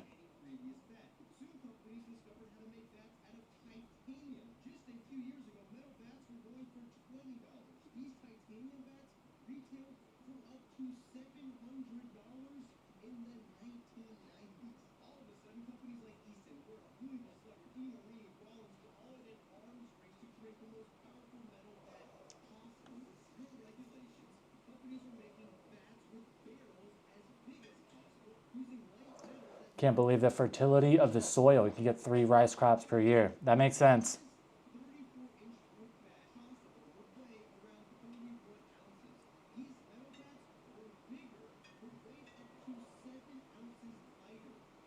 Yeah, Kilauea is fucking cool. You can go and like, because as it's like erupted and the mountains built up in different areas, the flows kind of go different ways. So now there's like entire lava fields where the flows have been before, and you can walk out on those, and then you can see it erupting out there, and you can see like all the steam from it going into the ocean. So it's cool to be there, and like you're watching an island build itself.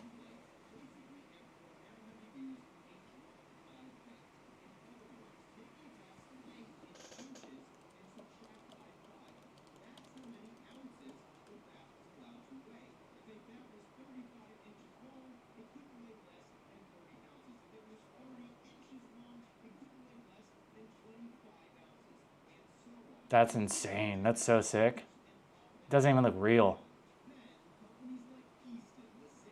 It's crazy that they let people get that close to it. That's so fucking cool.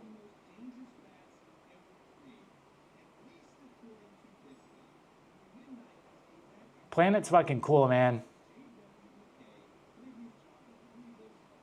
And it's so cool now that we've got, you know, everybody's got a high quality camera in their pocket. So we just get to see so much cool shit now. Super sick. Looking down at a 1,000-foot high lava fountain. That's dope. Oh yeah, here's a photo of it.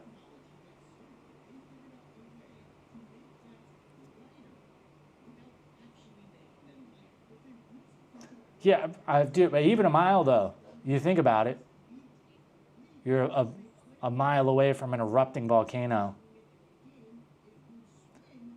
Granted, from what I remember, in my limited volcano knowledge, I think shield volcanoes are a lot less dangerous for like explosive eruptions.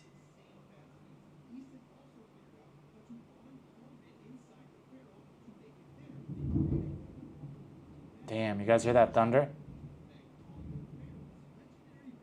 Sorry, off-topic question, but have you seen much change with the weed stores? Honestly, I don't smoke anymore.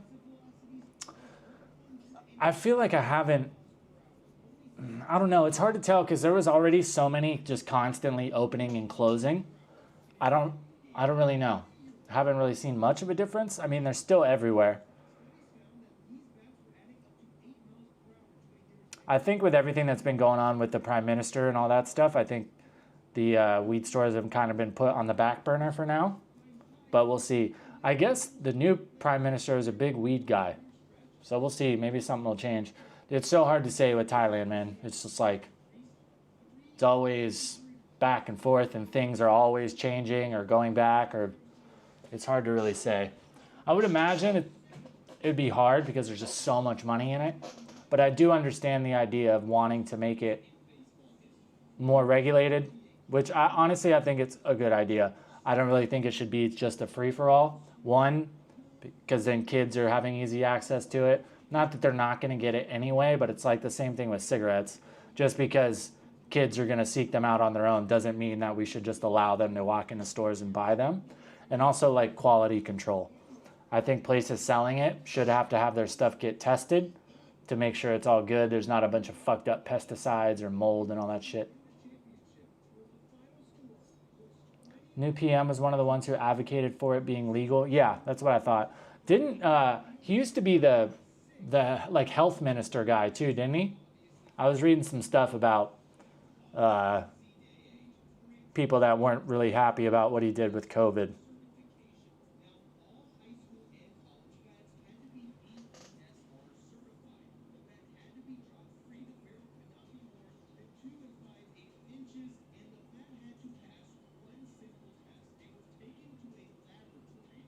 What the hell?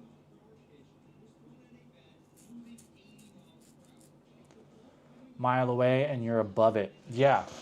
Yeah, I've been to that crater before. It's super cool.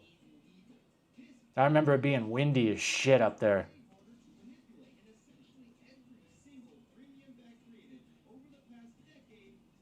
Leave it to Patrick Mahomes and the Chiefs. They got beat, and everybody is still talking about how amazing Patrick Mahomes was. Get off his nuts, man. Jesus. That's like the only team and the only player that could lose a game, and everybody will still be talking about how amazing he was as opposed to the team that fucking beat him. I don't know. I saw multiple 3-and-outs. I saw multiple stops in the red zone. People are like, oh, it's because Xavier Worthy got hurt. Xavier Worthy, it's only his second year. They still have Travis Kelce, who was just non-existent. I think he's done. He is well past his prime, I think. Which will be great because I'm sick of watching football-like content and having them talk about Taylor Swift. What the fuck are we talking about, guys?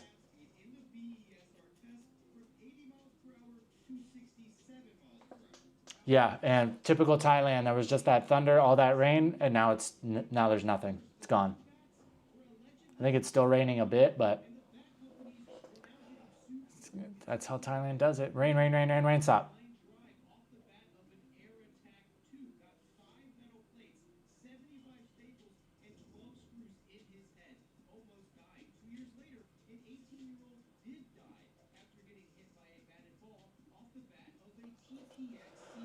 Oh, you got it, and it cracked right above my apartment.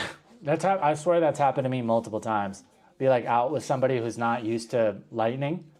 It'll be like kind of far away. I'm like, don't worry, that's super far away. And then all of a sudden it's like, ka-cow, and like hits right across the street.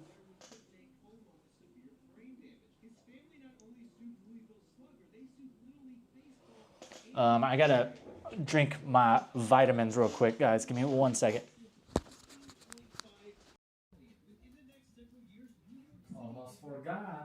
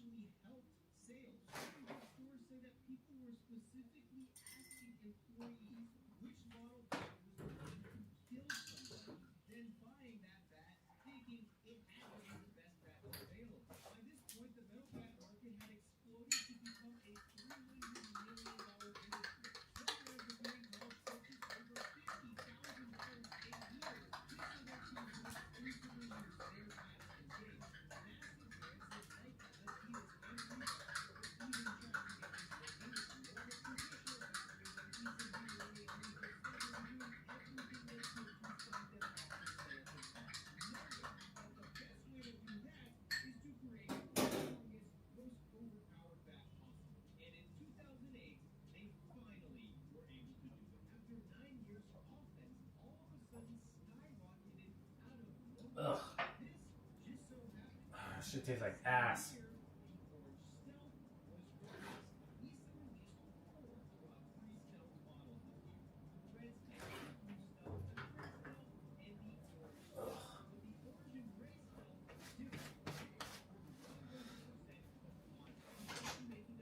I feel like I've been seeing better since I started taking like magnesium and all that shit.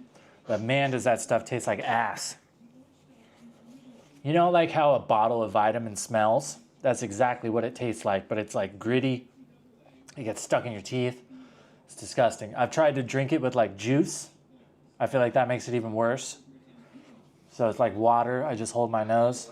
Jesus. David Fung, thank you for the sub. Everybody say what's up to David in the chat.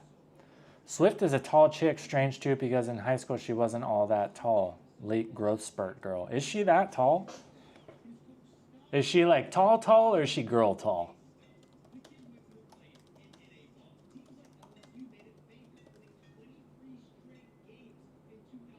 At 1.78 meters, what the fuck does that mean? 5'10", yeah, she's tall. The first Google search, what is Taylor Swift's real height? Official height is 5'9¼ inches.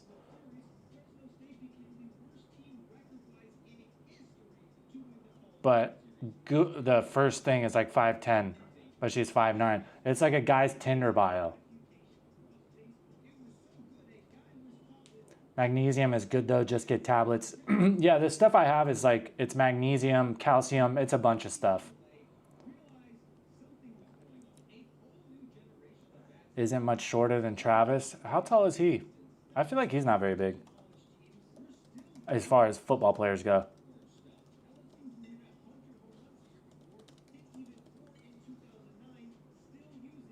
Why is this giving me everything in fucking meters? I need freedom units. 6'5", all right, he's tall. I'm 6'3". 6'5", he's 250 pounds though. All right, yeah, that's a big dude. Typical tight end frame, that makes sense. 6'5", 250, yeah, that's a big boy.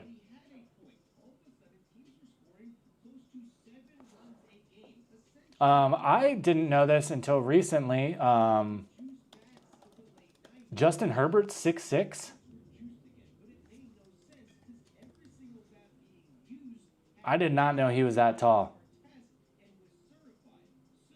Yeah, he's 6'6", 236 pounds. That's a fucking big boy too. For reference, I'm 6'3", I'm like 185. So he's 3 inches taller than me, but he's 40 pounds heavier.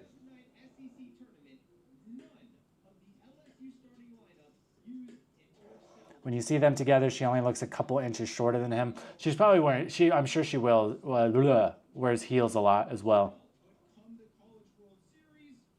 When I was like in my early 20s, I dated a girl who played volleyball for ASU. When she wore heels, she was taller than me. Granted, she wore like tall heels, like borderline stilettos, but she was probably about the same height. She was probably like 5'10", 5'11". She wore heels, she'd be taller than me. Lunatic. Lunatic. One of those girls, like, you could not tell her, you know, the pretty privilege. She probably didn't get told no a whole lot in her life. So if you tell her no, oh God, all bad. All bad. She actually, funny story, she messaged me not too long ago. It was one of those ones where we had a bunch of mutual friends and she spent like years talking shit about me. And then like a year after I moved to Thailand, she like messaged me about, oh, like, how have you been? She's like, I want to make a trip to Thailand soon. It'd be cool to see you. Fuck out of here. Fuck out of here. Do you know where lunatic comes from? I feel like I've heard it before, but I don't know. Let's Google it.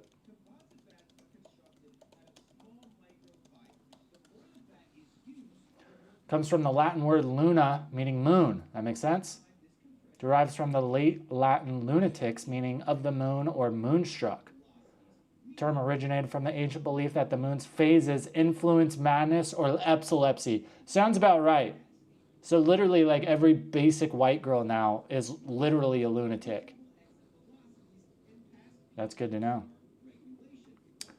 That's good to know. Isn't it, like, the fact that we have, like, all the world's knowledge at our fingertips at every moment of the day, that's still, like, so fucking cool to me. It's funny, though, like, now that, like, the internet and Google is a thing and everybody has access to the world's knowledge at any time, is it just me or do people seem even fucking dumber? You can know anything you want nowadays. You can learn about anything. You could pick up any skill you want for free. Like, between YouTube and Google, there's no reason you should not know how to do something. I still have, like, friends that don't know how to change a tire on their car. Like, how? Watch one Google video or watch one video on YouTube.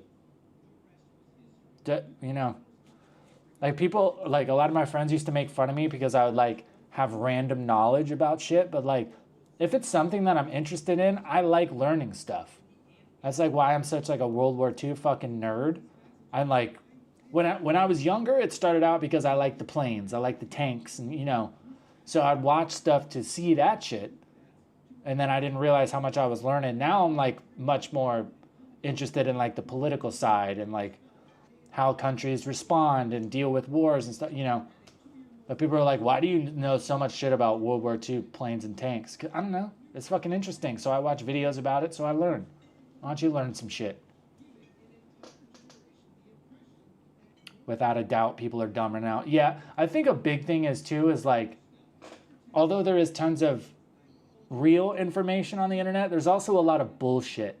And I think so many people just don't take everything with a grain of salt. Like, my mom told me since I was little, like, question everything. Like, just because somebody tells you something doesn't necessarily mean that it's true. So learn how to, like, see bullshit and how to make sure what you're hearing is legitimate or that you actually agree with what somebody's telling you.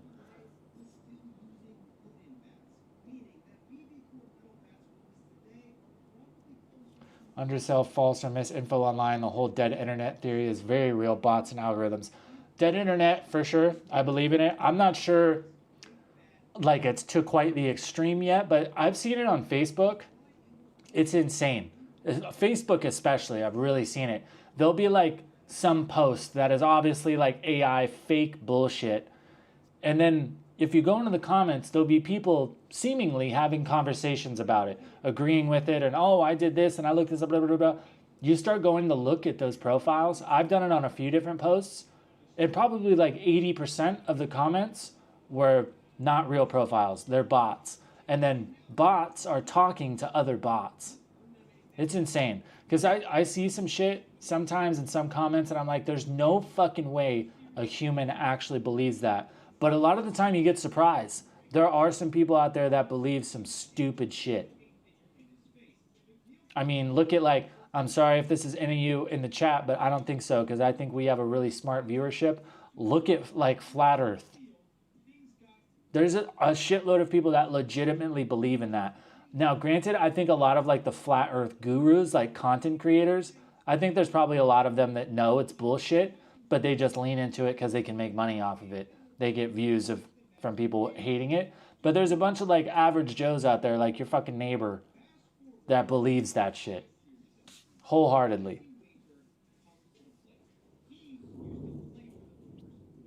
Those are the type of people that, like, can be shown proof and then still deny it somehow. There was that thing that happened, like, 6 months ago. They took a bunch of flat earthers to Antarctica and showed them the 24-hour sun.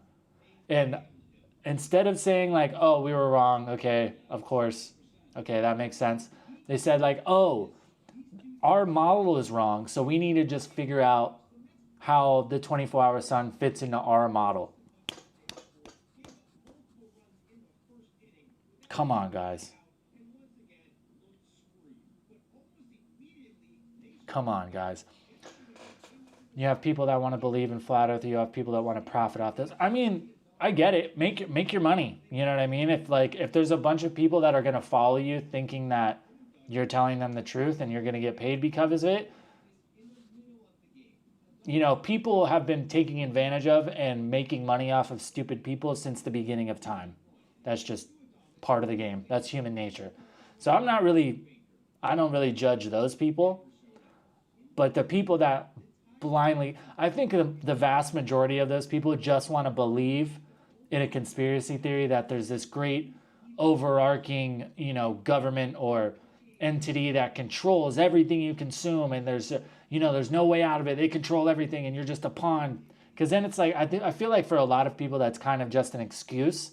Like, oh, I'll never get ahead and I'll never be able to do anything because the Illuminati is holding me down and they control everything and they control all the media and money. But I think that's just like a cop-out for a lot of people, whether they realize it or not.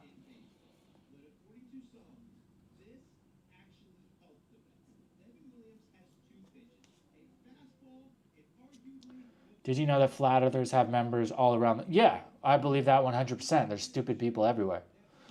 It's just funny because, like, no matter what evidence you try to show them, even things that can... The funny thing about flat earthers, too, is, like, all their experiments that prove the earth is flat, you can't replicate. But there's hundreds of experiments that you could do to prove the earth is round that you or I could replicate.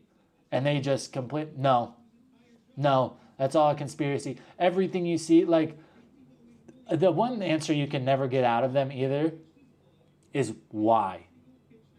Now, if you talk about conspiracy theories like 9/11, there's a motivation for a government to want to go to war in the Middle East and gain, put a foot of power in that part of the world with oil and all kinds of, shipping logistics.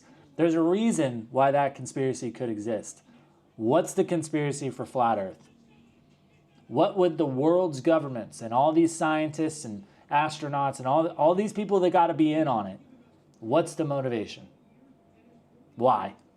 Can never get an answer out of it. And whistleblowers, like, you're telling me all these people for the past, 450 years that have talked about the earth being round or have done things to prove that the earth is round, they're all in on it. They all know, and they all, are fake. It's fucking insane. At least with 9/11, it's like, there's a plausibility. It could happen. That could very much be a thing. My young brother, more than half of the USA population reads below the 6th grade level. Yeah, it's pretty bad.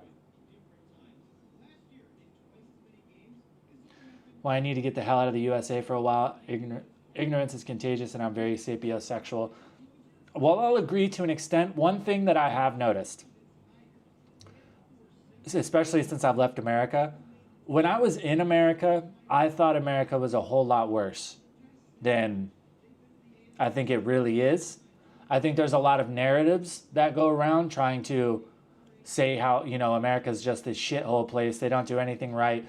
It's all stolen land. The America is the enemy of the world. It's the worst place you can be. Everybody's fucking stupid.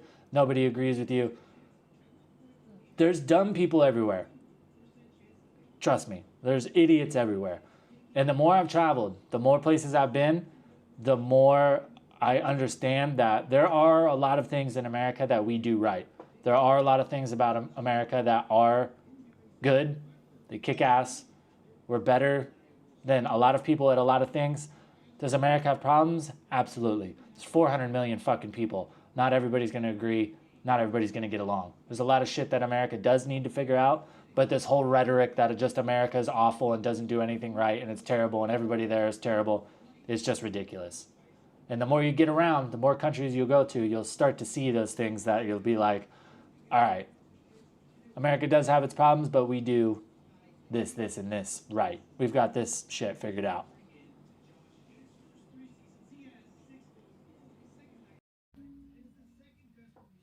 I think my microphone died. Yep.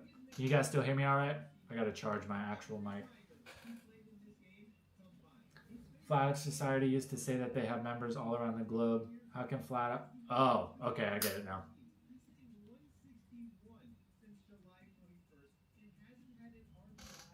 I mean, dude, there's just like... There's multiple ones. You know what I mean? Like, okay, if the Earth is flat, why do people in different hemispheres... Why are constellations in different places? Why? Why is that a thing? You know, if I'm in the southern hemisphere, you're in the northern, it's nighttime in both, because that's the way it works. They can't explain that either.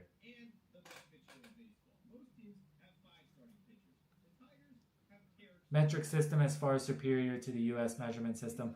Yeah, that's one argument.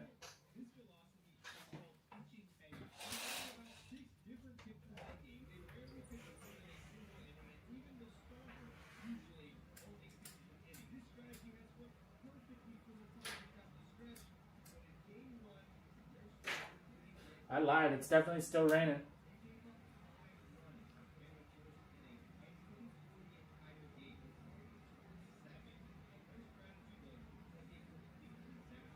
America's not a shit. Jesus, that was a big ass flash of lightning. Oh no, it wasn't. It's the pool lights.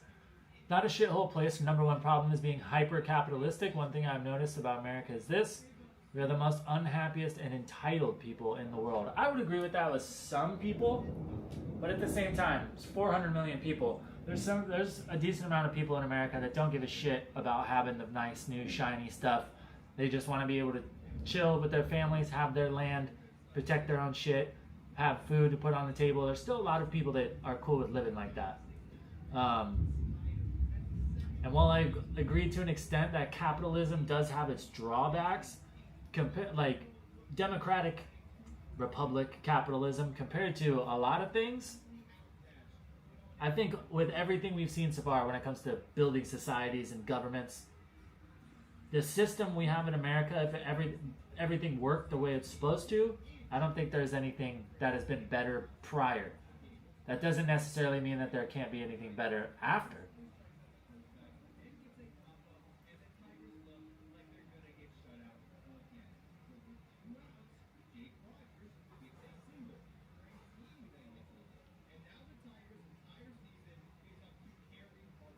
I don't think flat earthers believe in stars. It's the either space is fake. Jesus Christ. It's R from Cooper's live stream. What up, R? Who's Cooper?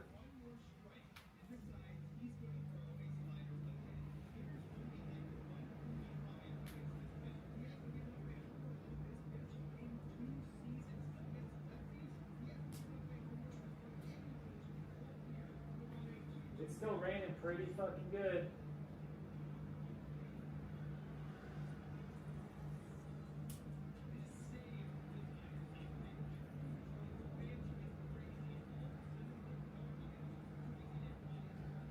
Oh, it's flat earthers. Tell me why we are flat and everything else is a ball. Right. Oh, well, they just say that it's all the images we have of planets and everything they're all fake.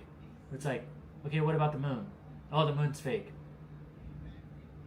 What? Cooper's Thai Adventure. I don't know who that is. Honestly, guys, I watch probably zero Thailand content at this point. We're from Asgard, right? The Earth is the one, like, that's the other argument, is Earth is the one place. But then at the same time, like, they'll try to say space and everything we see from space is fake, but they'll also believe in aliens. So it's like, well, is space fake or not?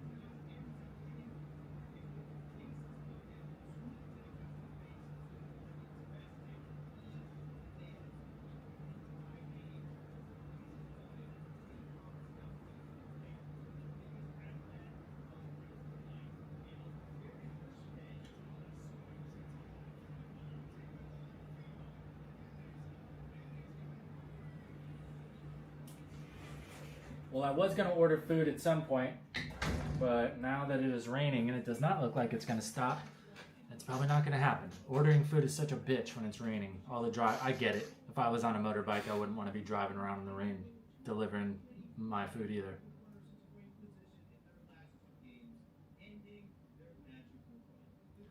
Don't forget about the lizard people that are from the center of the... Yeah, right?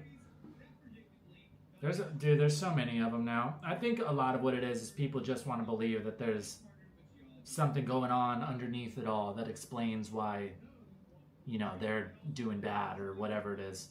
You know, everybody, like, if anybody in a bad situation, for the most part, is looking for something to blame that's out of their control.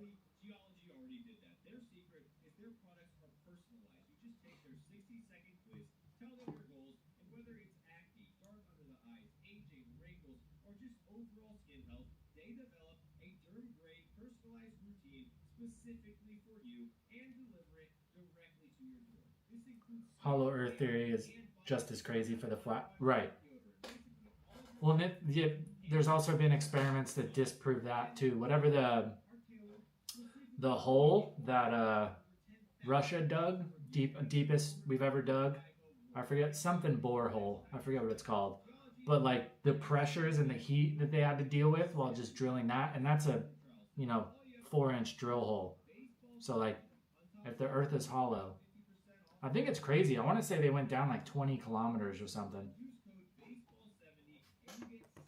Let's find out. World's knowledge at our fingertips.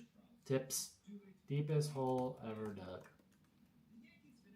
Kola super deep borehole. Yep. 12,262 meters. 7.6 miles. That's insane. Isn't so 12,262 meters.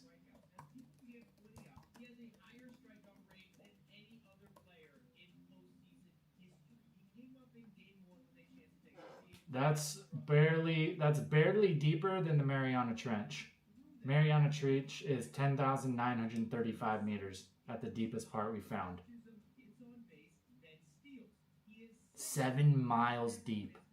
Could you fucking imagine? Everybody who's gone down there is insane. That's insane. There's no way.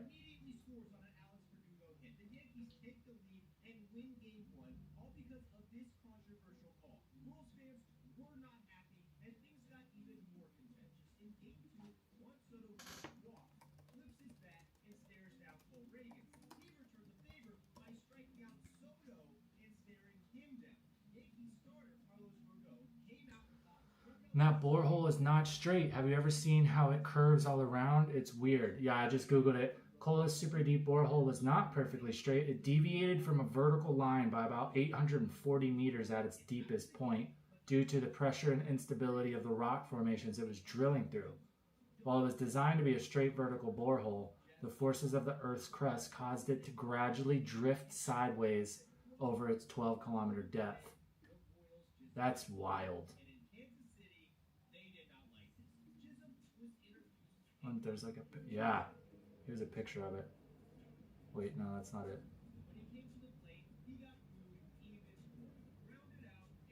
That's insane.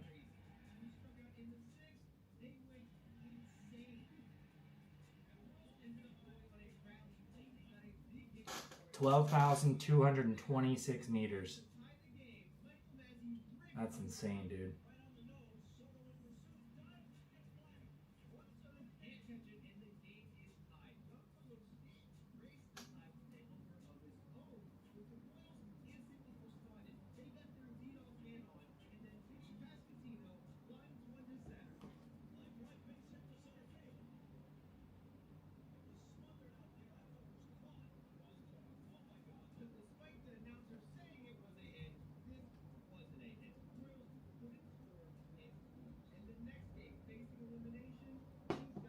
$39K feet. Yeah, that sounds about right.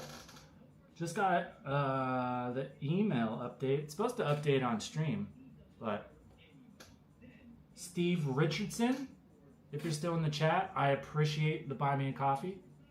Thank you very much. We don't monetize these streams, so gotta keep the lights on. I really appreciate that, bud, if you're still in the chat.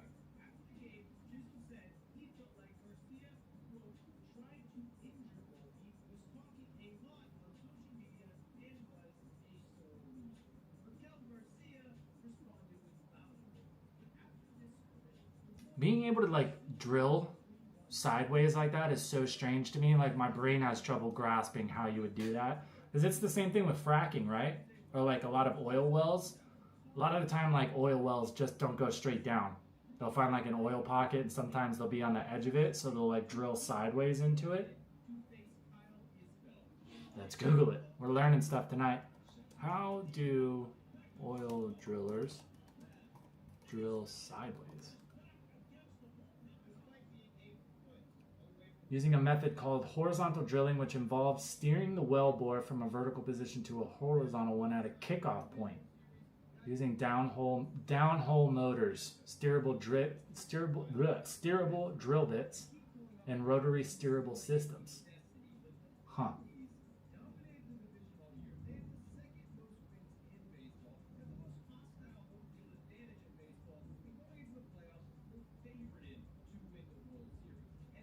That's insane.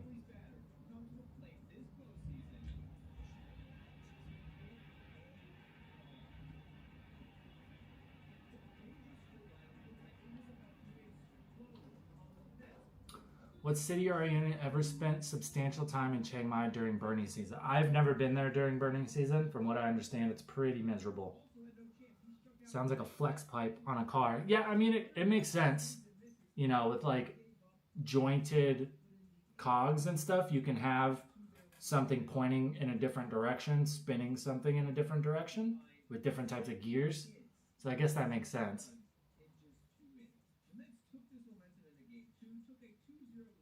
I mean, even if you like just think of a drive shaft is rarely perfectly flat. It's usually at an angle.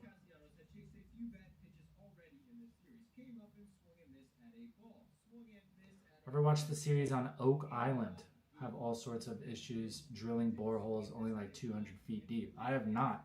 I mean, even where I grew up in Arizona, a lot of people out there on those ranches and stuff, they have to dig their own wells. And even that, and most of those wells are less than 500 feet deep.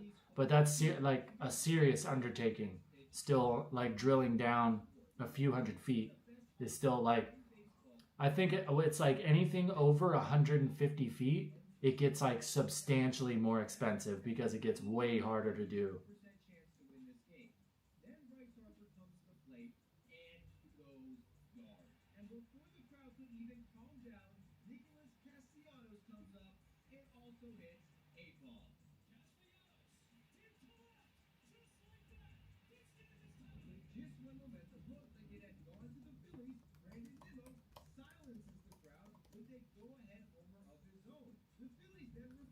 The Curse of Oak Island? Is that what it is?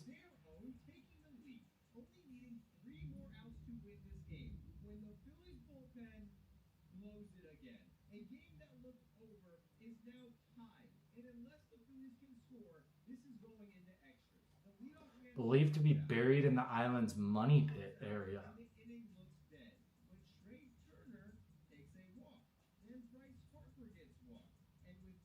Huh.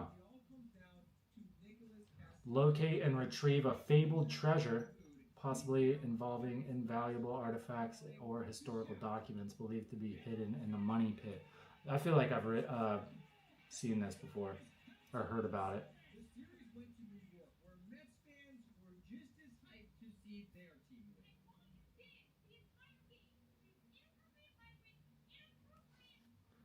People been searching for treasure there for hundreds of years. Even Teddy Roosevelt was there looking way back when.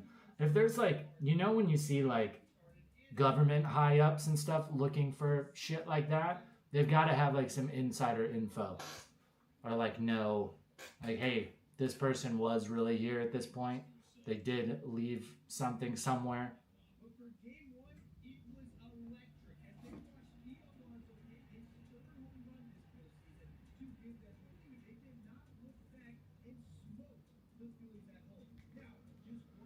You've been to Cambodia or Malaysia? If so, what do you think? I've been to Cambodia. I have not been to Malaysia. I have never really spent substantial time in Cambodia. I do want to go to Phnom Penh soon and spend some more time there.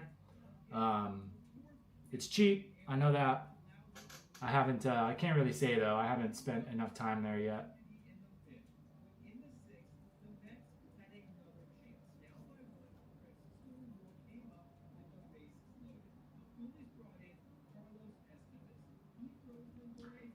think the Ark and other Knights Templar treasure is there, and there is a lot of proof the Templars were indeed there. Where it's Nova Scotia, right?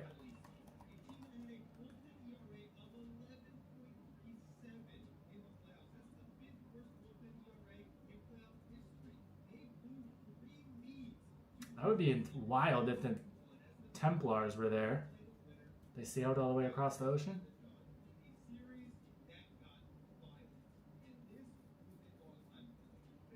Ever been to Australia or New Zealand? I have not been to either. Australia has been on my list of places I want to go for essentially my entire life, thanks to Steve Irwin. When I do go, though, I don't want to just like go to Sydney for 5 days, you know what I mean? Like, I want to do Australia. So I want to be there for a while, like a month, travel all over, go to the Irwin Zoo, go check out some sick beaches, go up to crop country, do all that shit. I want to like do it. Go see if I can't find some sketchy ass snakes, spiders, right? All the other shit there that can kill you. Don't trust the ruse. Some of them evil motherfuckers, right? It's the same thing in America. Like, in places where there's like a decent amount of dangerous animals, people that aren't from there always think that like they never understand which animal is like the locals would want to run into the least. It's like the same with Arizona. Like, everybody's worried about rattlesnakes. I lived in Arizona my whole life. I've probably seen 5 or 6 rattlesnakes. And like, I used to, when I was a kid, like no phone, no internet, like we were out in the boonies every day. So if you never like go out and about and like go hiking and like shit like that, you're never gonna see a rattlesnake in Arizona. The real thing in Arizona that like the locals will see and run is pigs. Like javelinas, wild pigs, they're mean as fuck. Like, if you run into them, you're much more likely to get fucked up than if you ever see a rattlesnake. Rattlesnakes are easy. As long as you don't step on them, you're good. And they're hard to step on because they'll start rattling when you're 20 feet away. And I imagine it's the same thing with Australia. Like, I know a lot of people are like scared of snakes and shit like that, but there's a lot of other stuff in Australia that'll fuck you up. Kangaroos, cassowaries, those big ass birds, those things kill people. And those are like the things that I would not want to get killed by.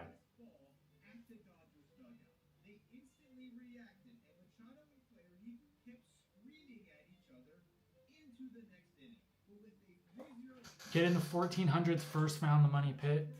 He saw lights on the island, and he went there. He found a big, fresh dug hole that had been filled in with a rope hanging above the hole from a tree. Huh.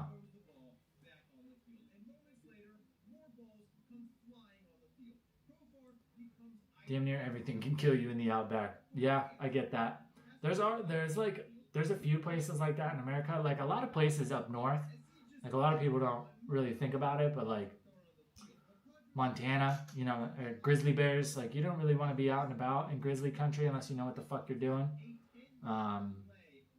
Even in like the deserts though, like there's not really a whole lot that can kill you besides rattlesnakes, mountain lions, but like you got to be real unlucky to get caught by a mountain lion. Yeah, I've never seen one out and about. Rattlesnakes are easy to stay away from. There's a bunch of shit that like would suck. There's a bunch of gnarly bugs and centipedes and cactus and like a lot of shit that can ruin your day but not necessarily kill you. Even like Wyoming, we were talking about Yellowstone, like you're out like hiking or something, you don't want to come across a fucking moose. A moose will kill the shit out of you. That's one of those animals that I like. A lot of people, I feel like, myself included, you don't realize how big a fucking moose is until you see one in person. It's like a minivan. They're massive.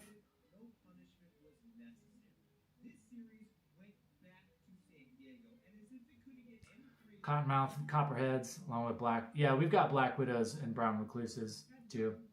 You see a lot of black widows in Arizona. Copperheads are gnarly. You would not want to get bit by a copperhead. Cottonmouths can be bad too.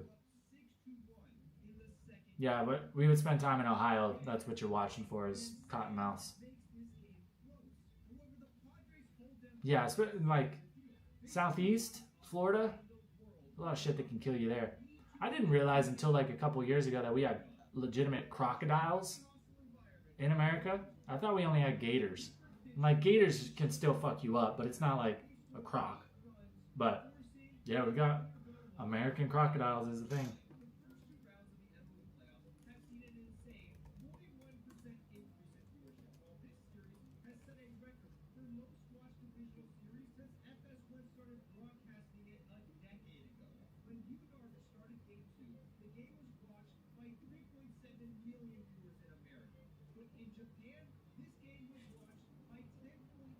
Yeah, South Florida, Cuba, all up and down Mexico.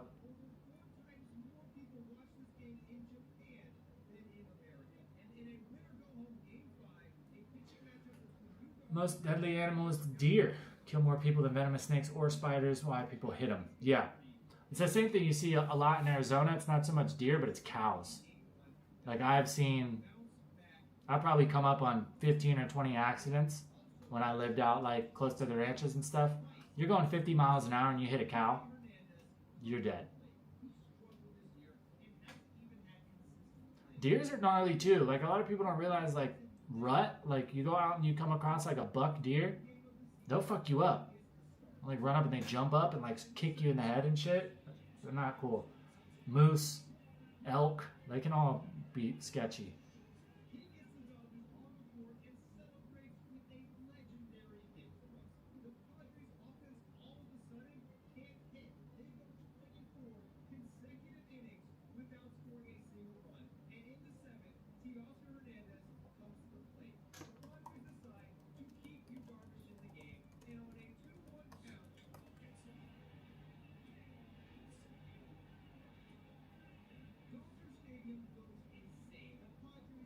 Jesus, now I'm going down the crocodile and alligator rabbit hole. I knew gators still got big, but it says right here can grow gators, not crocs, gators can grow over 14 feet long and weigh more than 1,000 pounds. That's big as shit. It's not quite as big as like a saltwater crocodile, but that's massive.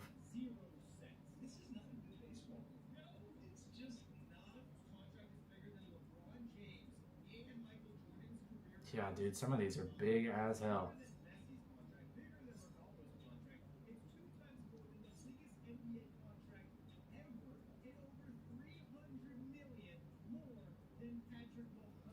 Ran over a dead cow following a truck at 70 miles an hour. Me and my car. Yeah, cows not. It's like, I mean, you hit a 800-pound cow, you're going 50 miles an hour. It's like you might as well hit a brick wall.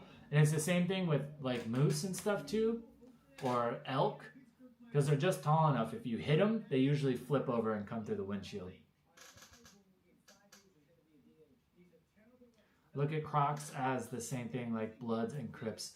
So from what I understand, granted, I'm no fucking expert or anything, crocs for the most part are much more scared of humans. Or not crocs, gators. Gators for the most part, in general, like of course you don't want to jump in the water with one, but for the most part, they're much more skittish. As opposed to like crocodiles will literally hunt you. Like they look at humans, they think food.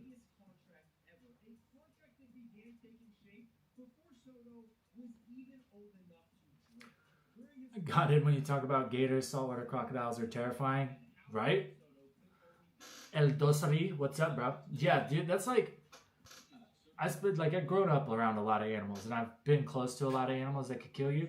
The one thing like I'm not even interested in like being around where it's possible I can encounter one is crocs. Like I see people in like northern Australia, they're like out fishing and shit and they're standing like 10 feet from the bank. They're like, oh yeah, can't turn your back on the water, crocs are a thing here. I'm like, fuck that. And that seems like such a terrible way to go.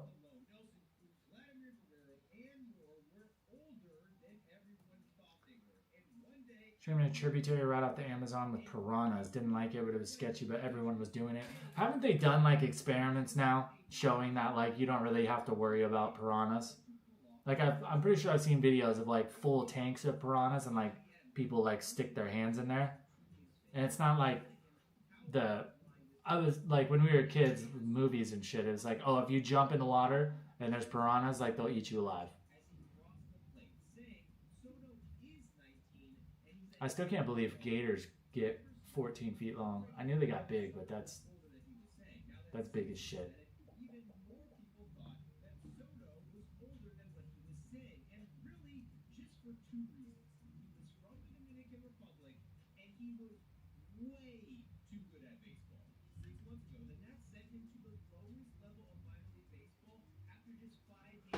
Horrible experience diving in the Red Sea. Sharks, German guy got eaten. After that, I'd never go deep above my knees in the water. I feel like that happens. Shark attacks are pretty common in the Red Sea, right?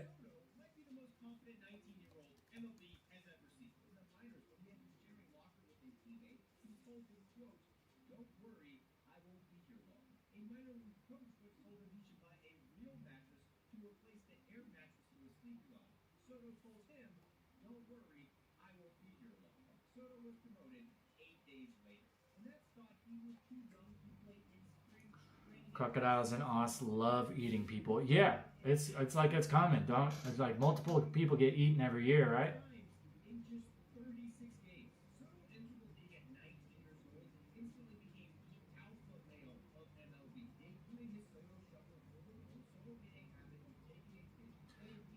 Guess they were nowhere near as dangerous as people make it out, much like the Bermuda Triangle. As a kid, they make you think the Bermuda... Yeah, right? You're convinced like everybody who goes into the Bermuda Triangle disappears.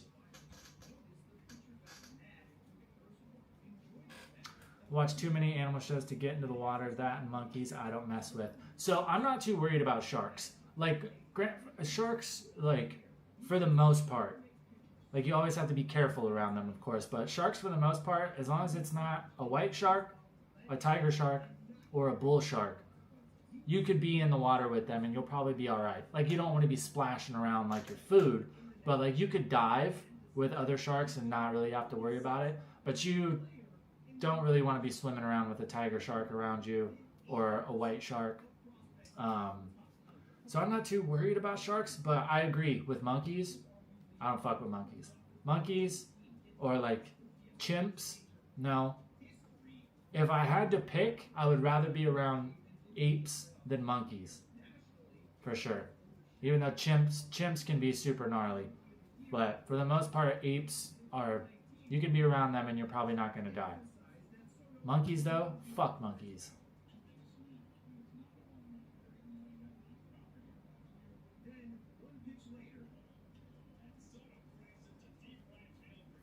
Swimming with hammerheads would be cool. I used to see a bunch of hammerheads in Florida, and my uncle lives in North Carolina. We used to see them all the time. They're cool.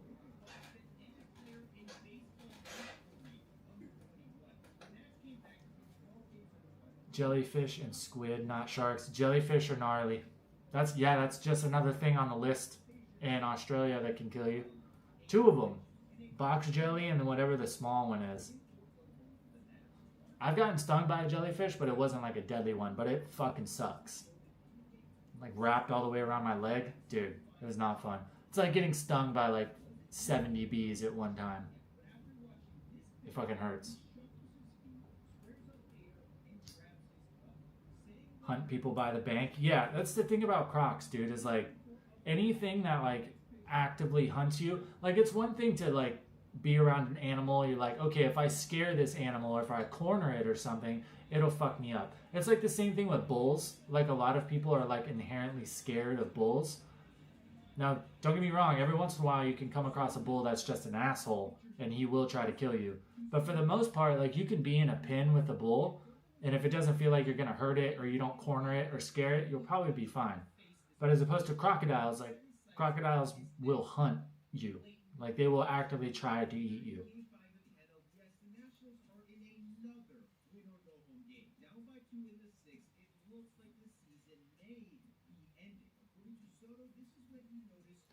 Even a chopped up jellyfish can stay. Yeah, I used to see it all the time in the in North Carolina. They'll be washed up on the beach because it's always like after a big storm, the swell pushes them all in and they're all over the beach. And there'll be a bunch of people there that have obviously never seen them before, and they go and they try to pick them up. and it just stings the fuck out of you. Jellyfish on the northeast coast are way more dangerous. Blue bottles suck too. Yeah, because up there it's box jellyfish, right? I think that from what I understand, they have box jellyfish here too.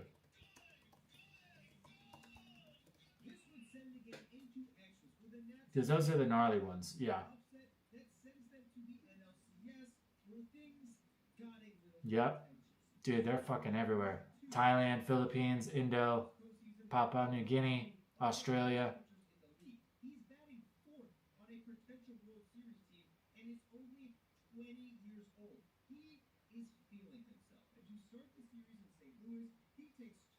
That's a blue bottle? Oh, that's another name for him? I did not know that.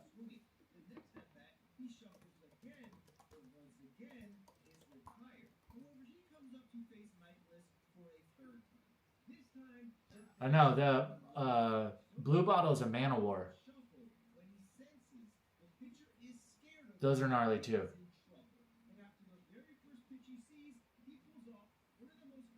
Closely, okay, it's different. They look just like a man of war. Yeah, those are two, at least the man of war, it's not actually a jellyfish. It's like a bunch of different organisms that all live together. Siphonophore, that's what it is. Colonial organisms that resemble jellyfish. Yeah, they have man of wars in North Carolina.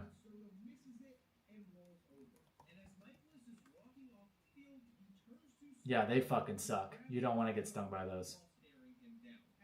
And the man of wars can be fucking huge too. Like their tentacles can be like 50 feet long. So you could be swimming and not even see it floating there, and then all of a sudden you're getting wrapped up.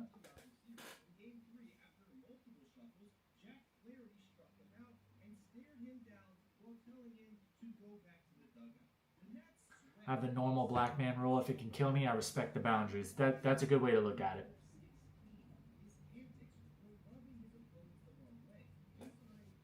Thought our brains would be in the lowest 10 of the food chain. Yeah, oh yeah. Yeah, when it just comes to physicality, humans are pretty useless. That's the other thing too, is like going to a place where you know you're not on the top of the food chain anymore, like Northern Australia with crocs, or like the savannah with lions and shit. Even like, I read not too long ago, let's get the actual number, the amount of people that still get killed by tigers every year in India.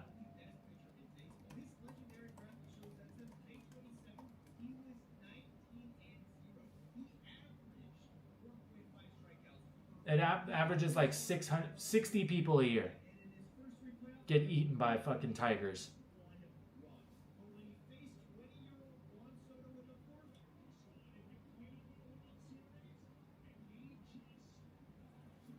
"2024 saw a 127% increase in human deaths from tiger attacks in Uttar Pradesh compared to 2022. Fuck that. Could you imagine getting got by a tiger? I guess of all, like, I would rather get got by a tiger than a crocodile. Because at least you know, like, a cat is probably going to kill you quick. Or like a bear. Like, you don't want to get got by a grizzly bear because they're not going to jump on you and kill you. They'll just knock you down and then, like, literally just start eating you while you're still alive. Supposedly, too, I don't know if there's any truth to it, really, but they say that bears start to eat your extremities first because they'd rather you stay alive and stay fresh. I don't know if that's just like hoopla to like be scary, but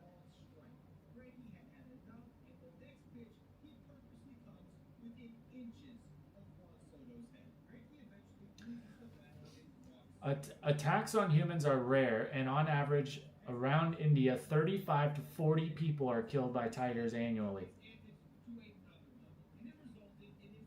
either during accidental encounters or in rare cases by man-eaters, quote unquote. I mean, that's rare if you think about how many people are in India, but 40 people a year. That's a lot. Let's compare it to...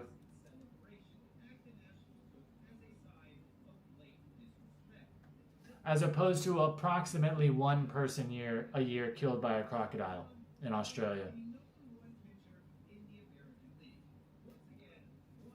I would imagine too, though, like it would probably be kind of hard to confirm crocodile kills every time, you know? That's insane.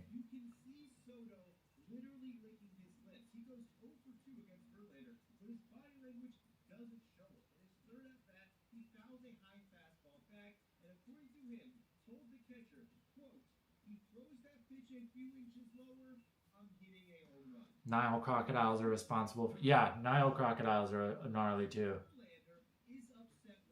It's like Niles and saltwater crocs are like the ones you don't want to be around the water. I'd rather have a spider problem than a tiger problem. I guess it depends on the spider. I would just like, dying from something venomous just seems like a fucking terrible way to go. Depending on what it is, like I think some venoms, like they kill you differently than others. But there's some snakes, I forget which type of venom it is, but essentially it keeps it like thins your blood and keeps it from clotting. So like you get bit by one and you essentially just start bleeding out of every orifice. Like you like bleed to death inside your own body, pretty much. That sounds like a real shitty way to go. New Mexico, home of the hatch chili. Now we're talking. That sounds so good right now.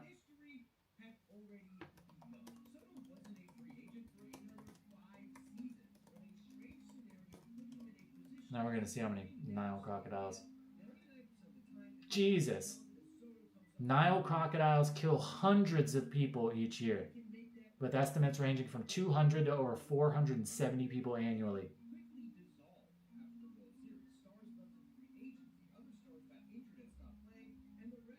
Aggressive, predatory behavior towards people.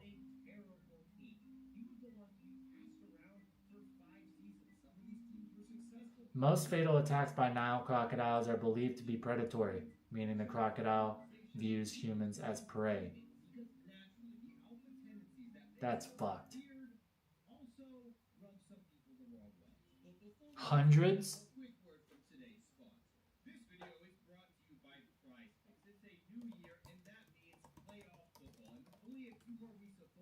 Now we're looking at a map to see the range. Just fuck that. Africa, yeah. Central Africa, pretty much. Everywhere. Up into Egypt. Yeah, in the Nile, obviously. Congo, Madagascar, Kenya. Fuck that, dude.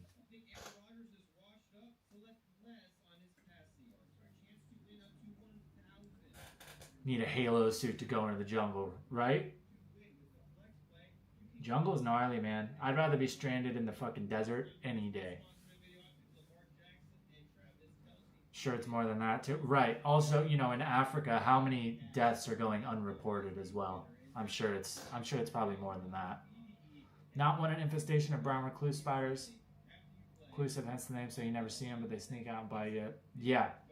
I've known a couple people that have gotten bit by them. It's gnarly.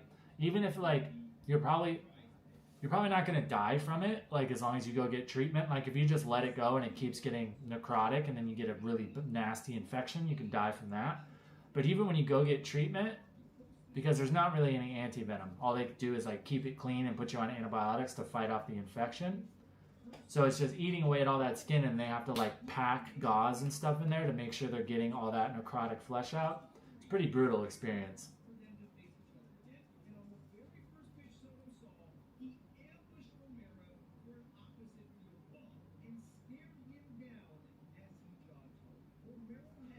Desert you can see very far away is coming for you, but in the jungle, forget about it. Yeah, no.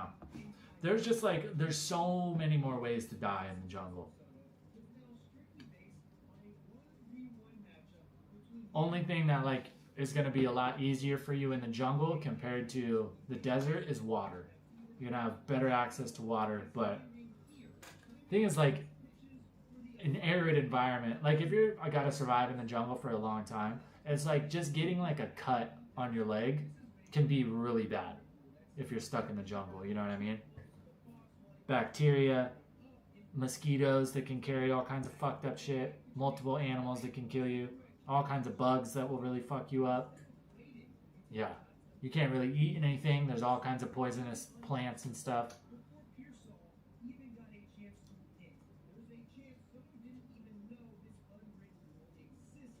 I'm bug scary. Yeah, it's like it's only certain bugs.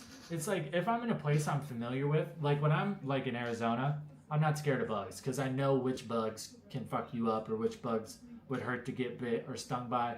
But since I've been in Thailand, I'm much more sketchy around bugs because I don't really know what's what. There's like some big fucking thing flying around. I don't know what it is. For all I know, it could sting the shit out of me. I gotta use the restroom. I'll be right back.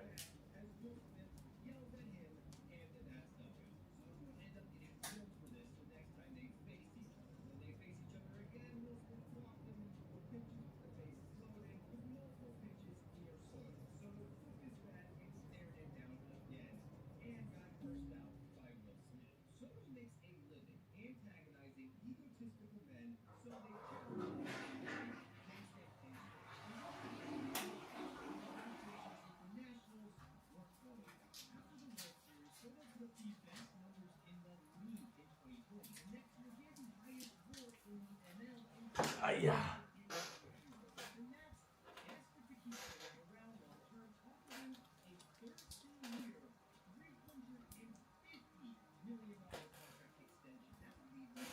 When in Arizona, did you ever look for bufo toads?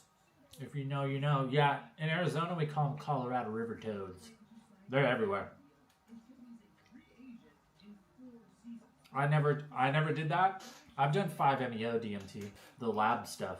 I've never done the bufo. Mostly, they're an issue because fucking dogs. Like if your dog goes up and like licks one or tries to pick one up or something, kill your dog.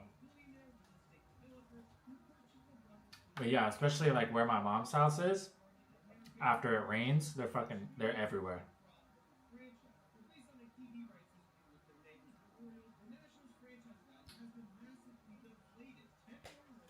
Basically any bug. Poison has nothing to do with it. I could put my hands all up in a human body, but I just hate bugs. Fair enough, man. I get it. I think with me it helps because like I grew up out in the boonies, so like bugs were a thing. Just had like bugs and spiders in the house all the time. So I think I'm just a little hardened to it. There's still like certain bugs though. I'm like, fuck that. The biggest one, especially in Arizona, is the centipedes. Sonoran centipede, the big old yellow and black motherfuckers. Fuck those things. I hate those. Nasty bastards. My mom's old house used to have a linoleum floor in the kitchen. And there's some nights, always after it rained, that's when all the creepies, crawlies, and everything comes out. You could hear them running on the floor, on the linoleum, with all their little legs. You'd hear them fucking skittering around. I fucking hate those things. So fast, super hard to kill too. They're tough as fuck. Like you could take a shoe, slam it down on them on a hardwood floor or something. Doesn't even faze them. You have to like literally stomp on them to kill them.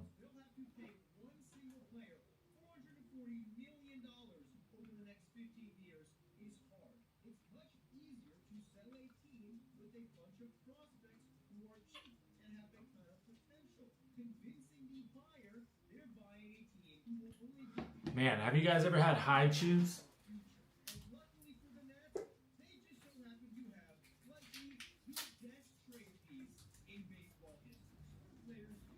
If you guys like candy, like fruity candy, if you've never had these, they're from Japan. They're so fucking good. There's a few different flavors. I like the strawberry. They've got grape, and they've got like some sour ones too. These are fucking good though. Japan, when it comes to like convenience store candy and ice cream, fucking elite. Elite. Not even close. The only thing that America does better, America does candy bars better. Like Baby Ruths, Paydays, all that shit. Like America's got candy bars figured out.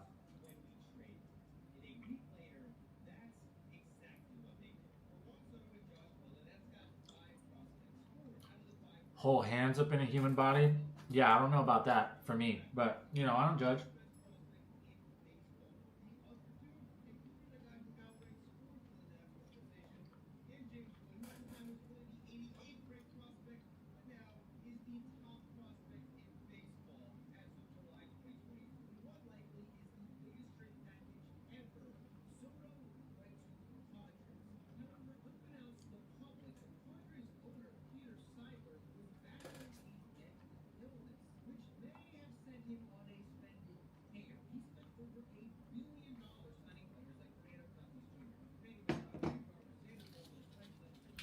You guys, what? How many baseball fans? They're really talking about a salary cap. A lot of like fans are calling for it too. It's just like, bro, they're like, oh, teams shouldn't just be able to buy all the best players. Like, a salary cap's gonna make that worse. Big money teams are still gonna the free market keeps teams from buying all the best players. You know what I mean? I was in the medical field. See, like, that's one thing I couldn't deal with. Medical field, like, I could not, like, if I'm bleeding, no problem. Other people's blood grosses me the fuck out. If I throw up, like, doesn't bother me, doesn't gross me out. Like, if I have to clean up my own puke, no big deal. Clean up my own shit, no big deal. Somebody else's, I could not do it. I've got so much respect for, like, nurses, everybody in the medical field, I could not do it.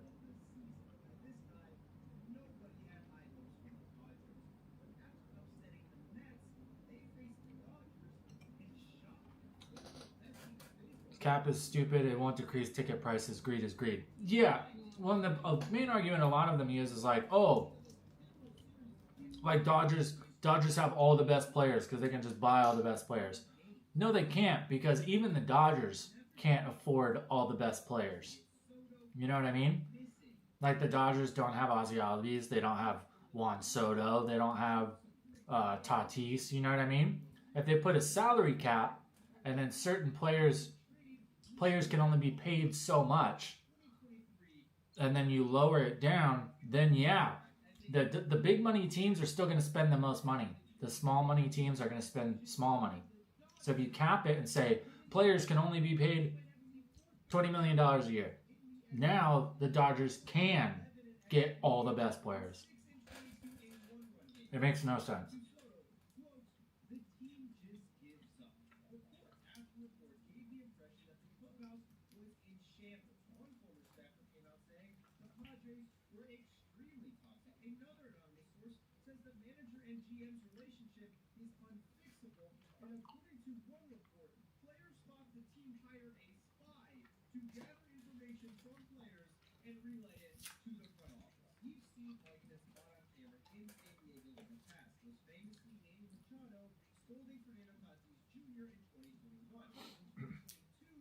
ER tech that wanted to be a nurse, so I got a degree in IT for nothing. Yeah, I used to hang out with a girl that was a ER nurse, man. She fucking liked to party. I get it. I have another friend who actually comes out here, and he's in ER. I think he's a tech, too. But, man, people in that field, when they get time off, fucking all they want to do is party. I get it. High-stress job.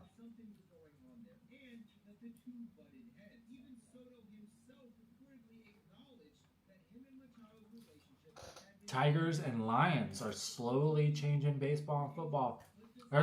We'll see this year, man. A lot of people don't have a lot of faith in the Lions this year.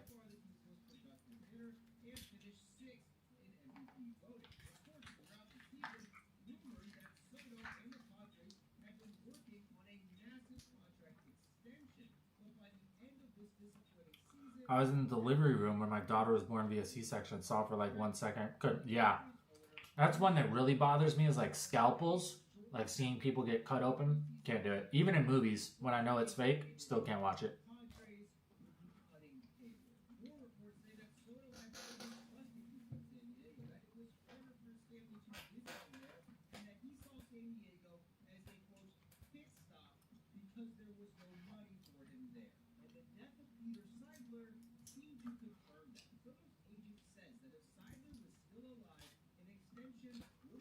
In my part of the world, we only follow European football. Yeah, not me. No rugby, cricket. I actually watched a whole video the other day. Like, the guy, it was a really good idea. He's like explaining cricket to baseball fans. So I made a whole video like making comparisons directly from cricket to baseball. And it finally like helped me grasp how cricket works.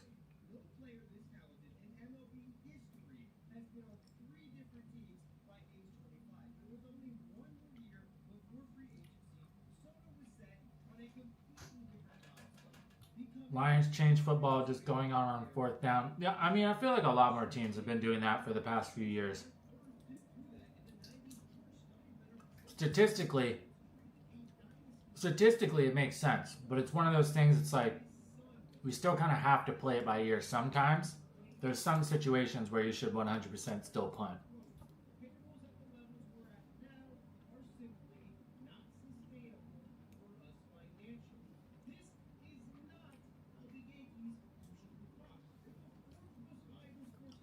Cricket looks fun, but I don't get it. Watch some videos that like explain it. From what I see, it's actually not super complicated. It's a lot. Jesus, can't you get me? I almost choked. It's a lot different than baseball, of course, but there's quite a few things that are at least similar.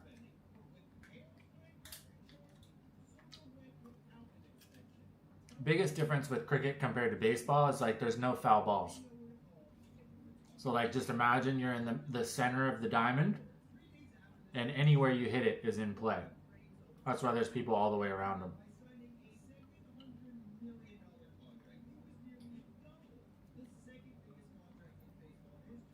I don't get rugby. I kind of get rugby.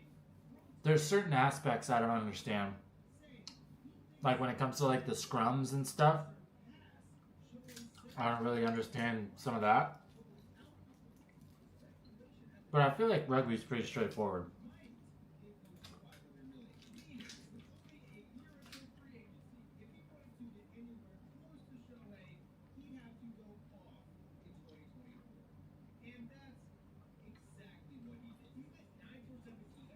There's quite a few guys in the NFL now that are coming over from rugby.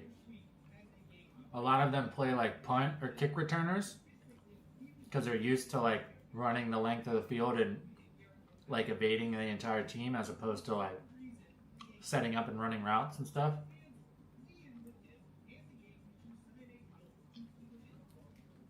Scrums I just don't understand. Yeah, I just don't understand, like sometimes when the ball's down they can just pick it up and go, and then other times there's scrums. So like I understand the objective, I just don't understand the rules.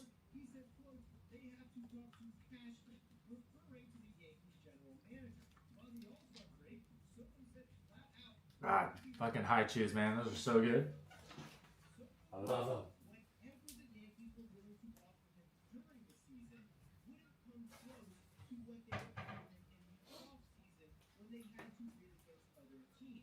One more smoke break. I think it's still raining.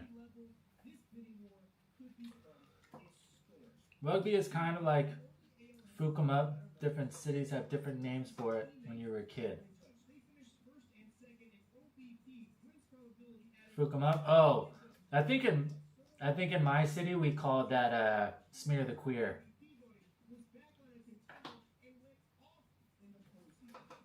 How much do those candies cost? I think they're 30 baht, something like that. Yeah, I think 30 baht.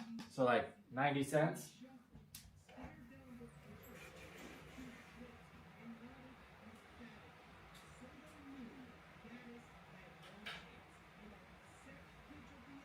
Yeah, man, it's still raining good. It's gonna be a lot of shit flooded. Still don't get offsides in hockey, but I know it when I see it. So offsides in hockey is really similar to offsides in soccer. But with soccer, it's the back line. With hockey, it's the blue line. So if there's none of the defenders are behind the blue line, you can't pass the puck past it. You know what I mean? So it's pretty much the exact same as soccer, except the blue line.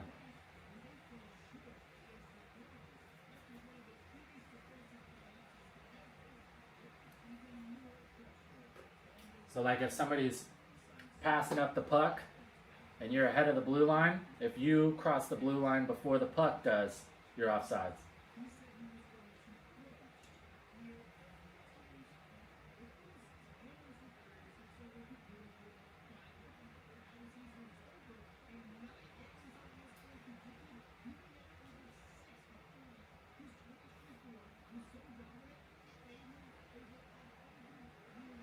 The cool thing about hockey, though, is as long as you have any part of your body behind the blue line, you're still onside. So that's why you see a lot of the time the guys will like drag their toe. So they keep one toe behind it, so then they can get the puck and break through.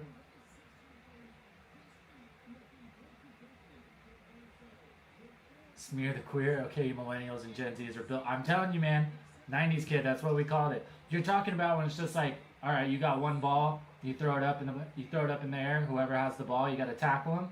You throw the ball up in the air again, rinse and repeat. Yeah, we called that smear the queer.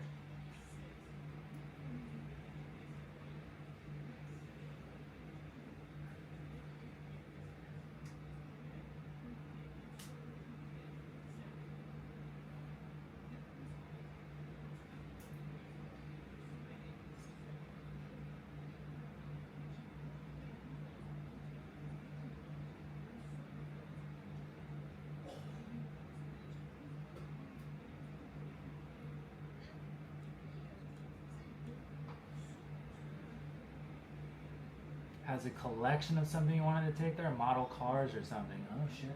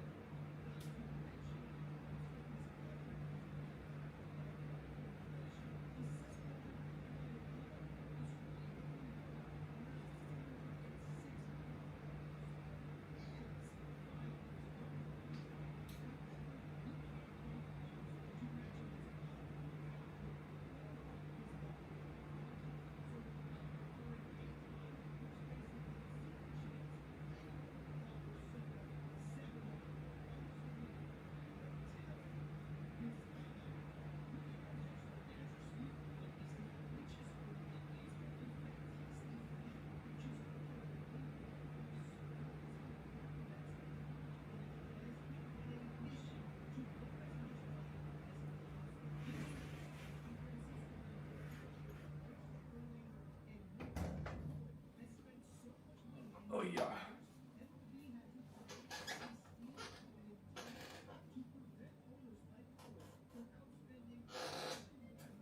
'90s kids are the fucked up generation. We didn't have the opportunities with the generation before us and the generation after us. Yeah, true that. Other thing too with '90s kids is like we were young enough to get exposed to like what life was like without phones and social media and all that, and then that changed when we were like teenagers. So we're kind of behind the curve on that. We're like the last generation raised without technology, at least at some point in your life. Like I remember when we got dial-up internet, that was crazy.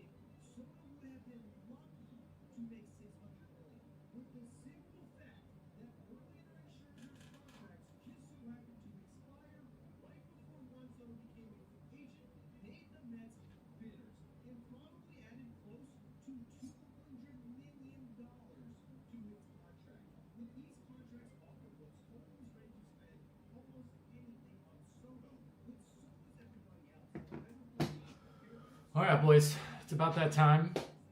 It's 1 a.m. I gotta eat some food, get my ass to bed. We got a new video tomorrow, so keep an eye out for that. Grew up in Saudi Arabia in the 90s. It was illegal to have satellite TV. Police used to shoot them with guns if you had to. What the hell? That's crazy. But I appreciate you guys stopping in, as always. If you don't know, we don't monetize these streams, so if you want to help out, make sure we're not eating cup of noodles next month. Feel free to hit up the Buy Me a Coffee or Super Chats. I'll leave the stream open for a little bit if you decide you want to do that. I appreciate you guys stopping in. Keep an eye out. New video tomorrow. All right? Be there or be square. I'll find you if you don't watch it. Just remember that.